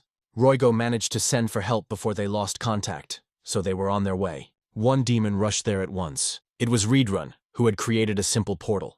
Roigo pushed him right into the portal. Thanks to that portal, he had gotten into the 3rd corps of the Demon King's army. Black Fortress. The guy was just saying that he was back, and suddenly he noticed the devastation. Hyun-suk didn't understand at all why their house was on fire. Their attention was immediately drawn to something. It was a huge Hemis, Park Hyun asked. Isn't that enough to calm down? Hemis herself knows she's not a traitor, right? It doesn't matter if that person is a traitor or not. It's just a little off right now. So it's better to get rid of the possible threats that have been lurking in the ranks of the army. She's so crazy. Hyuna said she wasn't a traitor. Suddenly, someone interfered in their battle. It was so fast and powerful that it immediately attracted attention. It was none other than the commander of the 5th Corps of the Demon King's army, the head of the Cowden tribe. Ozgiz relayed a message from the Demon King that ordered Hemis to stop immediately. She was even surprised that the rumors had caught up with the Demon King so quickly. Ozgiz wouldn't have had time to send it even if the information came right after the attack on the 3rd Corps. That was why she had a question. How did the Demon King know about everything so quickly? It turns out that this wench was just a decoy and they had a single traitor in their midst. Ozgiz thought it was no use guessing and overreacting. Apparently, she did go overboard. And even once long ago, she had saved Rothak from the humans. But as punishment, she had been imprisoned in the fortress she had spent 100 years in. Now that's overkill. Saving Rothak. Hemis wondered if that was what he meant. Reedrun stepped in as well and asked the lady to stop all of this. Ozgiz immediately turned as soon as she heard Reedrun's voice. This time she was done. Ozgiz should be grateful to his nephew. Hyun-suk also didn't realize that this was even just now. Even the Demon King's army was a complete mess. Evelson heard that he is now the battalion commander. Does he really want to stay in the Demon King's army? The protagonist isn't sure about that, but they are definitely Gatren's worst enemies now. In addition, it is now somehow hard for him to get along with people. He's got horns growing out of his head, and he's using dark mana. He wanted to talk about those heroes. There was definitely something wrong with all of them except the main one. Hyun-suk felt like they were under hypnosis. Even when he killed them, not a single muscle on their faces trembled. The protagonist wondered if there might be anything known about this. Evelyn hadn't been there in a long time, so she didn't know how things were going there now. However, the Holy Empire does have a lot of strong heroes. Most of the demon wars were led by heroes of the sacred rank. However, the reason for such a huge number of heroes, and for what reason they become strong so quickly, and are kept in the strictest of secrets. Rumor has it that there are brutal methods involved. And the Drasen Empire, for example, rejects their favorite heroes altogether. Reedrun apologized for interrupting their conversation. Hyun-suk and the Saint wanted to see Mrs. Hemis's office. The two of them would be traveling today. A special magical spatial interference field needs to be established. Of course, the protagonist didn't know what it even was. He just needs to visualize a barrier that blocks unregistered movements. He doesn't want an assassin to sneak into his bedroom. However, only the second corps can install such fields, so the two of them have a work trip ahead of them. As Hemis's envoy, and her envoy's personal physician, they will consider it their payment for her protecting the two of them from bloodthirsty humans. In addition, she would send a guide with them. Roigo didn't understand why he had to do this again. Hemis wrote a letter for her competent Roigo. He should take care of Hyun-seok and the Saint. If something happens to them in the second corps, Roigo should know what happens to him. Rotach is absent today as well. Ozgees noticed that he never showed up for the extraordinary meeting. Tori Tugs, the first corps commander, replied that it wasn't a mandatory meeting, so just didn't care. Such disrespect is annoying, though. Park Hyung asked what would change if even he came. Hemis simply remained silent. The Demon King and Army Commander-in-Chief suggested to just continue the meeting. The action of the Third Corps commander was on the agenda today. Hemis decided to hold a large-scale event without prior notice, because of which, the humans took advantage of the moment and attacked the fortress, causing destruction and casualties in the army. 97 dead, over 100 seriously wounded, and the rest had minor injuries. In addition, Hemis attacked the commander of the Fourth Corps, Park Hyuna, without warning. By doing so, the rule that battles between commanders and must be pre-arranged was violated. Accordingly, the issue of disciplinary action against Hemis will be brought up for discussion today. Those who have something to say can speak openly. Hemis had something to say. Someone was leaking information to people, which led to the attack.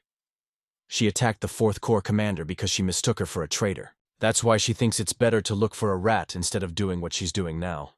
Tehrad asked if she was challenging him. Still, she was saying that catching the traitor was prioritized over such a petty thing. How dare she even say such a thing? The Demon King's castle. The corridor in front of the conference room.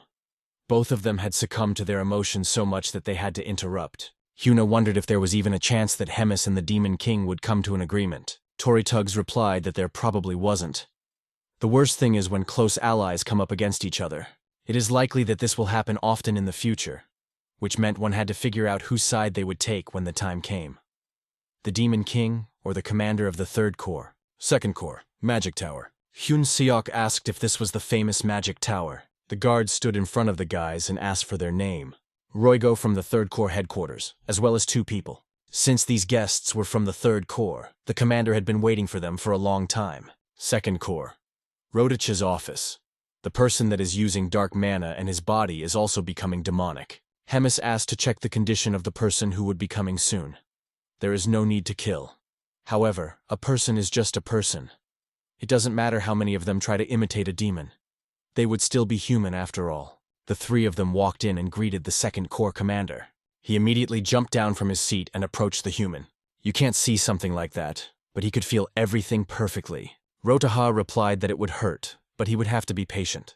It really did hurt like hell. Evelyn immediately went over to the main character and asked if he was okay. That was pretty impressive. Great evolution. But at this rate, he's going to die in 3 months. This man's body is rapidly becoming demonic. He's been very lucky so far. The changes haven't affected vital functions. But soon the dark energy will affect his organs. The kidneys and liver will be the first to be affected. And when it came to his lungs and heart, he would die from not being able to breathe. Hyun-seok hoped it was all a lie. He's perfectly fine after all. Rotach will have to prove his words. It's a demonic oath, but it doesn't allow for lies. Rota claims that the man Choi Hyun-seok will die in 3 months. Therefore, Rotach will treat this man. Choi Hyun-seok will begin to actively participate in Rota's experiments. Rota will not let Choi Hyun-seok die. The person will not mind any physical changes during the treatment. Choi Hyun-seok will not object to any mental or other abnormalities occurring during the treatment. It's a complete abandonment of the body, isn't it? What kind of agreement is that anyway? She'll take care of Mr. Hyun-seok, so he better not sign it. The insolent girl knows that divine and dark magic reject each other anyway. Up until now, nothing has happened because Hyun-seok has remained human for the most part. But if nothing changes, the holy power will soon become useless. Thus, they only have 3 months left. Therefore, a person has to make a choice. The second building is the men's dormitory. Rachel didn't understand at all how this happened to Mr. Hero. It turns out that he is terminally ill, and the only doctor who is able to help is a mad scientist that offers to sign a body waiver. At least he's given time to think about it. Hyun-seok asks if there's any way to get treatment without all the experimentation. Roigo suggested contacting Mrs. Hemis. It's unofficial, but there is a certain hierarchy among corps commanders. It is said that Madame Hemis is the second most important after the king. And if Madame herself interferes, even the second corps commander will be forced to retreat. Choi Hyun-seok and the captain of the third corps are here. Rotach ordered to let them in. Hyun-seok greeted him again. Rotach asked what it was in his hand. It was a crystal ball of communication. Roigo would connect them. Rotach immediately realized what they were going to do. There was indeed a Hemis on the other side. She inquired how Rotach was doing. He really hadn't seen Mrs. Hemis in a long time. The last time was at a meeting. Rotach asked what made the lady contact him. Nothing much. She just had only a small request. So he must write everything down, word for word, on the oath scrolls. First, Rotach would thoroughly and selflessly treat Choi Hyun-seok. Second, Rota will not harm Choi Hyun-seok in any way. Thirdly, Rota cannot change Choi Hyun-seok's body without his express consent. And lastly, Rotach will not allow Choi Hyun-seok to die before his contract ends. Rota asks this for another reason. Why would a corps commander treat some person like a high-ranking demon? She recalled an incident that happened 350 years ago. Perhaps she should, reminded herself, who had picked up and raised Rothak when he had been abandoned by his own clan. Who had helped get him into office when the second corps commander had been chosen 200 years ago? Who personally saved him when he nearly died at the hands of humans 100 years ago? And who was imprisoned in the Black Fortress by the enraged Demon King afterward because of his help? If he realized that, he better shut up and sign. How dare they treat Rothak like that?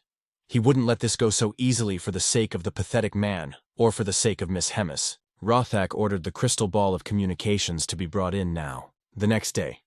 They have a lot to discuss, so he decided to get straight to the point. Hyun-seok wondered if he wouldn't arise about the terms of the oath. Rotach asked if he knew why the dark mana was changing his body. The use of such magic for humans is nonsense. That answer was incorrect. However, humans really aren't capable of dealing with demon mana. An ordinary person would have immediately exploded, worth a cella getting inside. However, due to some circumstances and fate, the dark mana seems to have taken root and become a part of this person. That's why his body is changing. It changes Hyun-seok's entire existence into something more suitable, so that the demonic energy can continue to stay inside. The protagonist asks if there's no way to ascertain these changes. The transformation itself isn't, but there is a possibility that it can change the direction in which these changes will take place. So Rotach is planning to transplant a demon or magical beast body part to him. Hyun-seok asks what if he doesn't want to. In that case, he will live as long as his body can handle the dark mana, and then he will die. There's no need to worry. They'll keep his internal organs and appearance intact. They'll transplant something that won't be too noticeable. A hidden training arena. Now he must demonstrate how he uses his nobility. He generates an incredible amount of energy using clashes of dark and human magic. On top of that, he has enough physical strength and spirit to withstand something like this. Truly a talent granted by the heavens. Now he must use the promotion. The biggest change is the horns. Rotach doesn't even know if it's a conscious decision or not, but this guy is clearly lucky. It's an effective change that protects the internal organs. He really wanted to study it all and replicate it. If it wasn't for Mrs. Hemis, I would have dismembered him on the spot. If this ability is used en masse in the form of a chimera, no one will dare to look down on him anymore. However, the contract binds him. Hyun-seok asked what should be done next. he suggested to call it a day. He had already gotten all the information he needed. From tomorrow, step by step, he will start fixing this person's body and abilities, so now he can rest. After that, various kinds of treatments were taking place. Roigo and Evelson were observing this result. Rachel was also present there. He was indeed already dying. His skill had improved. This was all nonsense. His body and energy had become more stable. They would be done for the day. He barely tried to make it to his room. Rodech opened the communication crystal. Rodech asked if she could speak. There was a man there that asked what the matter was. He wanted to know the answer to the offer made earlier. As it turned out, he was talking to Hyuna. Rodech wanted to team up with her to crush the third core. She still doesn't understand. Hyuna is constantly at odds with her, but didn't Hemis raise him? They didn't seem to have it bad there. Things have changed. Mrs. Hemis and himself went their separate ways a long time ago. He claimed that chimera research would definitely become a powerful technique. Hemis asked how much longer he would rely on these cheap tricks. It didn't matter how powerful his chimeras were. It's all meaningless when their master is weak. And Rothak is indeed weak. He needs an answer, whether she's in or out. Even if their paths have diverged, it's possible to just keep ignoring each other like they did before. Yet he insists on hitting Hemis. That's the way it was. But now Mrs. Hemis has a very interesting specimen in her hands. If Rodech was able to replicate his ability, it would be possible to achieve incredible heights. It was about Choi Hyun-seok. Hyuna asked if he was really so unique that they could get rid of Hemis for him. His talent is worth it. It doesn't matter how strong Madam is. She definitely can't handle two commanders alone. That's why he suggested teaming up. Hyuna agreed. Even though he talks a lot, it would definitely be difficult to handle two alone. She asked to be informed when there would be a concrete plan. Rodech will contact her in a few days. All this was overheard by Rachel. Hemis only laughed at the fact that they were in such a hurry to give her this information.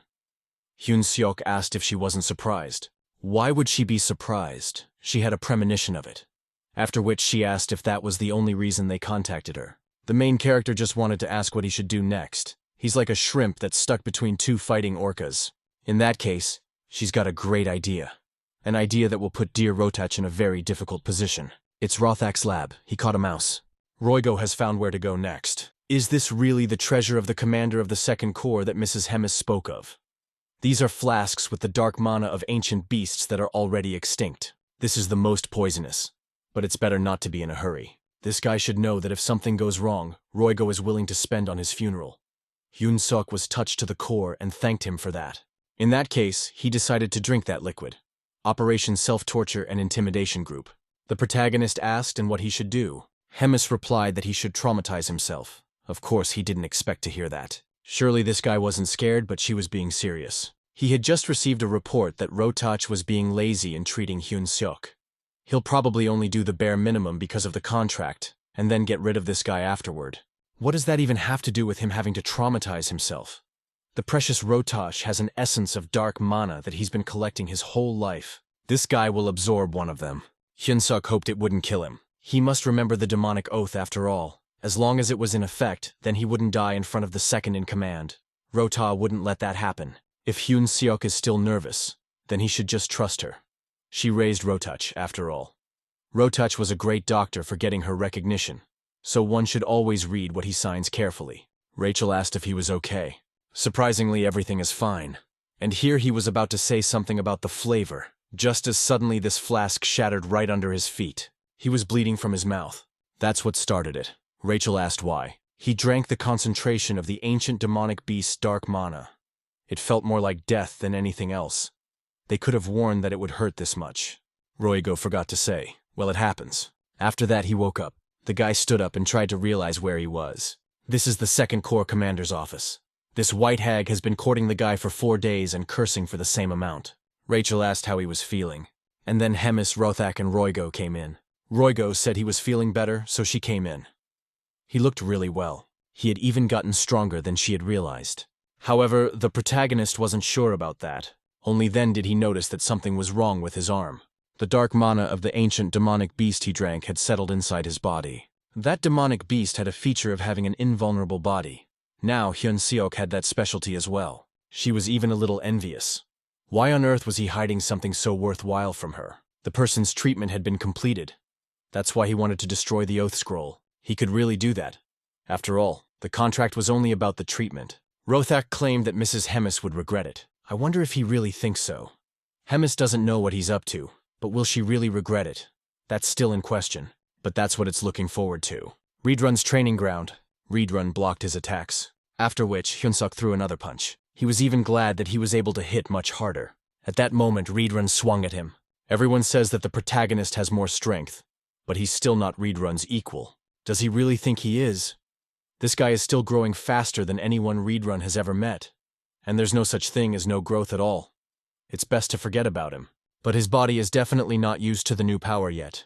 It would get easier soon. Hyun-seok wasn't sure about that. Even in the last battle, he needed help.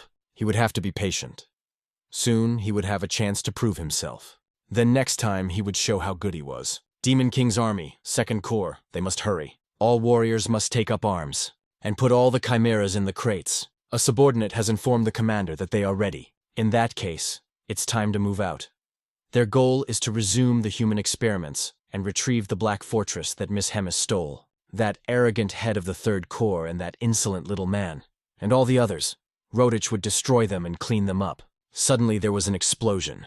The demons announced that they were being attacked by the Skeben tribe. It was the invasion of the 2nd Corps. The Skeben tribe. Rat-like creatures with an average height of about 1.5 meters. They don't have much strength for their size, but they're very intelligent. What amazing firepower. I can see why he was so confident. The subordinate reported to the commander that the fortress wall had fallen. Just as the commander of the 4th Corps had predicted, they had not had time to fully rebuild the walls. He ordered to release the chimeras to the front lines and tell Gaeldao to catch that arrogant experimental man. Meanwhile, he and the 4th Corps commander would deal with the 3rd Corps commander. He knew that Rat would pull something. Reedrun tried to calm this guy down because he needed to hold back now more than ever. Hyun-seok asked what he was going to do and what he was going to do. He's going to regroup the troops. And the protagonist has to deal with the division commander Gaeldao. That's Rotahe's subordinate. Usually Reedrun fought him, but he has faith in Hyun-seok. In that case, he will fulfill everything. There's also something else he has to do. Reedrun ordered to take the saint along with him. Walking around and radiating holy power, she will become prey for the demons. Now he has to find some Gaeldao, but now he doesn't need to look for one. The division commander himself came to him. His combat strength is 162,730. Gaeldao is even stronger than the guy thought. It's on the level of Andrew's hero, if not more. Hyun-seok wondered if he could win. He ordered the woofers to take action. The protagonist told Mrs. Evilson to step aside. He was already rejoicing that he was able to catch this man, whom he would finish off with one punch. Did it really work? He shouldn't have said that. Helpless paws and useless teeth. He's not even ticklish. Promotion to level 3. Falling flowers. He immediately headed straight for his opponent. The 2nd Corps has the best technology in the entire continent as well. He can't lose to such a pathetic person. Gaeldao called everyone to his side. Evelson shouted that there are chimeras heading this way. The saint will try to stop them with her sacred power. It was a bright flash of light. It won't last long. She's just releasing sacred power. However, even so, she helped him a lot. He didn't understand at all where a person got such strength from. And that wasn't even all the power. After all, their corps commander is a pretty excellent surgeon. The protagonist wondered if it was definitely the division commander. He doesn't seem to have much strength. Or is it just that he has become so powerful? Did he just not notice because there are always only strong opponents around? Evelson asked if he was okay. Hyun-seok replied that he was fine.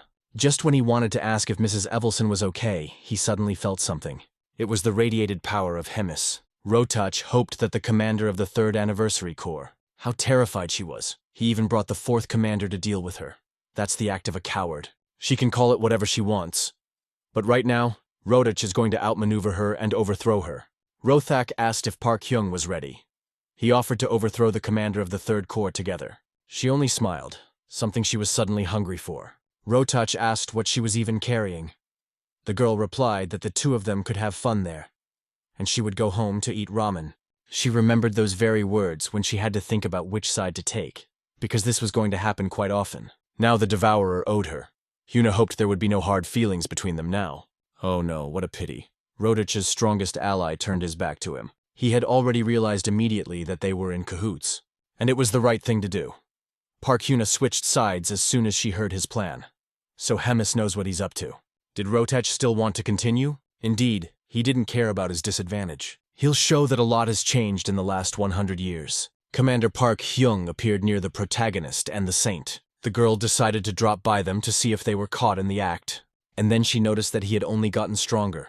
It looked like she had nothing to worry about. Hyun-suk suggested that they were having a fight upstairs, right? Hyuna replied that his commanding officer had told her to just stand back, so she decided to just watch from here. The protagonist asked who she would bet on. Rothak is unexpectedly well prepared. However, he is still not Hemis's equal. Rotach asked what she was even doing. She needs to fight against him. After all, he is the commander of the Second Corps and the head of the Skeben tribe. Rotach is serious about this battle. And what should she do with this information? She's the only one who can win. Even Park Hyung's ally that he trusted has abandoned him.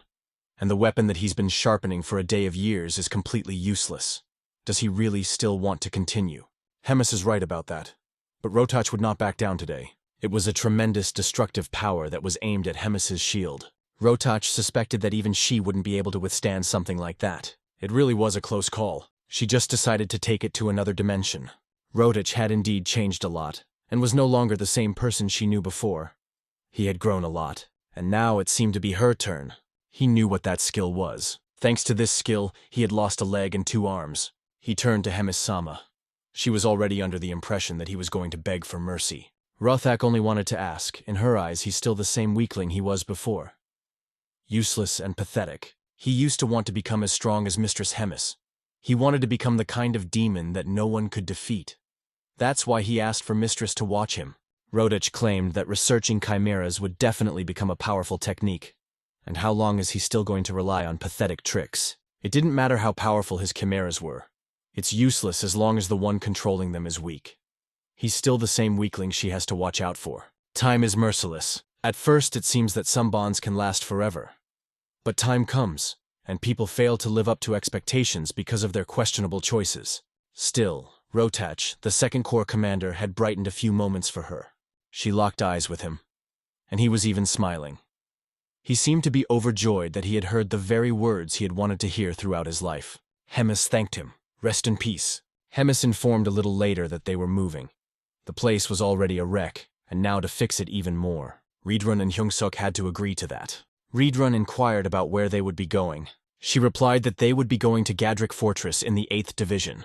Reborn wanted to say something about the 8th Division, but she had already made up her mind. Therefore, he should go and write a letter. Have the commander of the 8th Division vacate his room. Reborn doesn't understand why, of all the possible places, this is the one. What is Mrs. Hemis even thinking about? Hyun-suk asks what's wrong with this place. Gadrik Fortress is the closest line of defense to the human outpost. That makes it a dangerous place. Yet the commander there is quite capable since the fortress is still standing. It is indeed possible. Reborn asked if he knew where the fortress of Hemmern was. Of course he doesn't know it. Reborn mentioned that that's where they first met after all.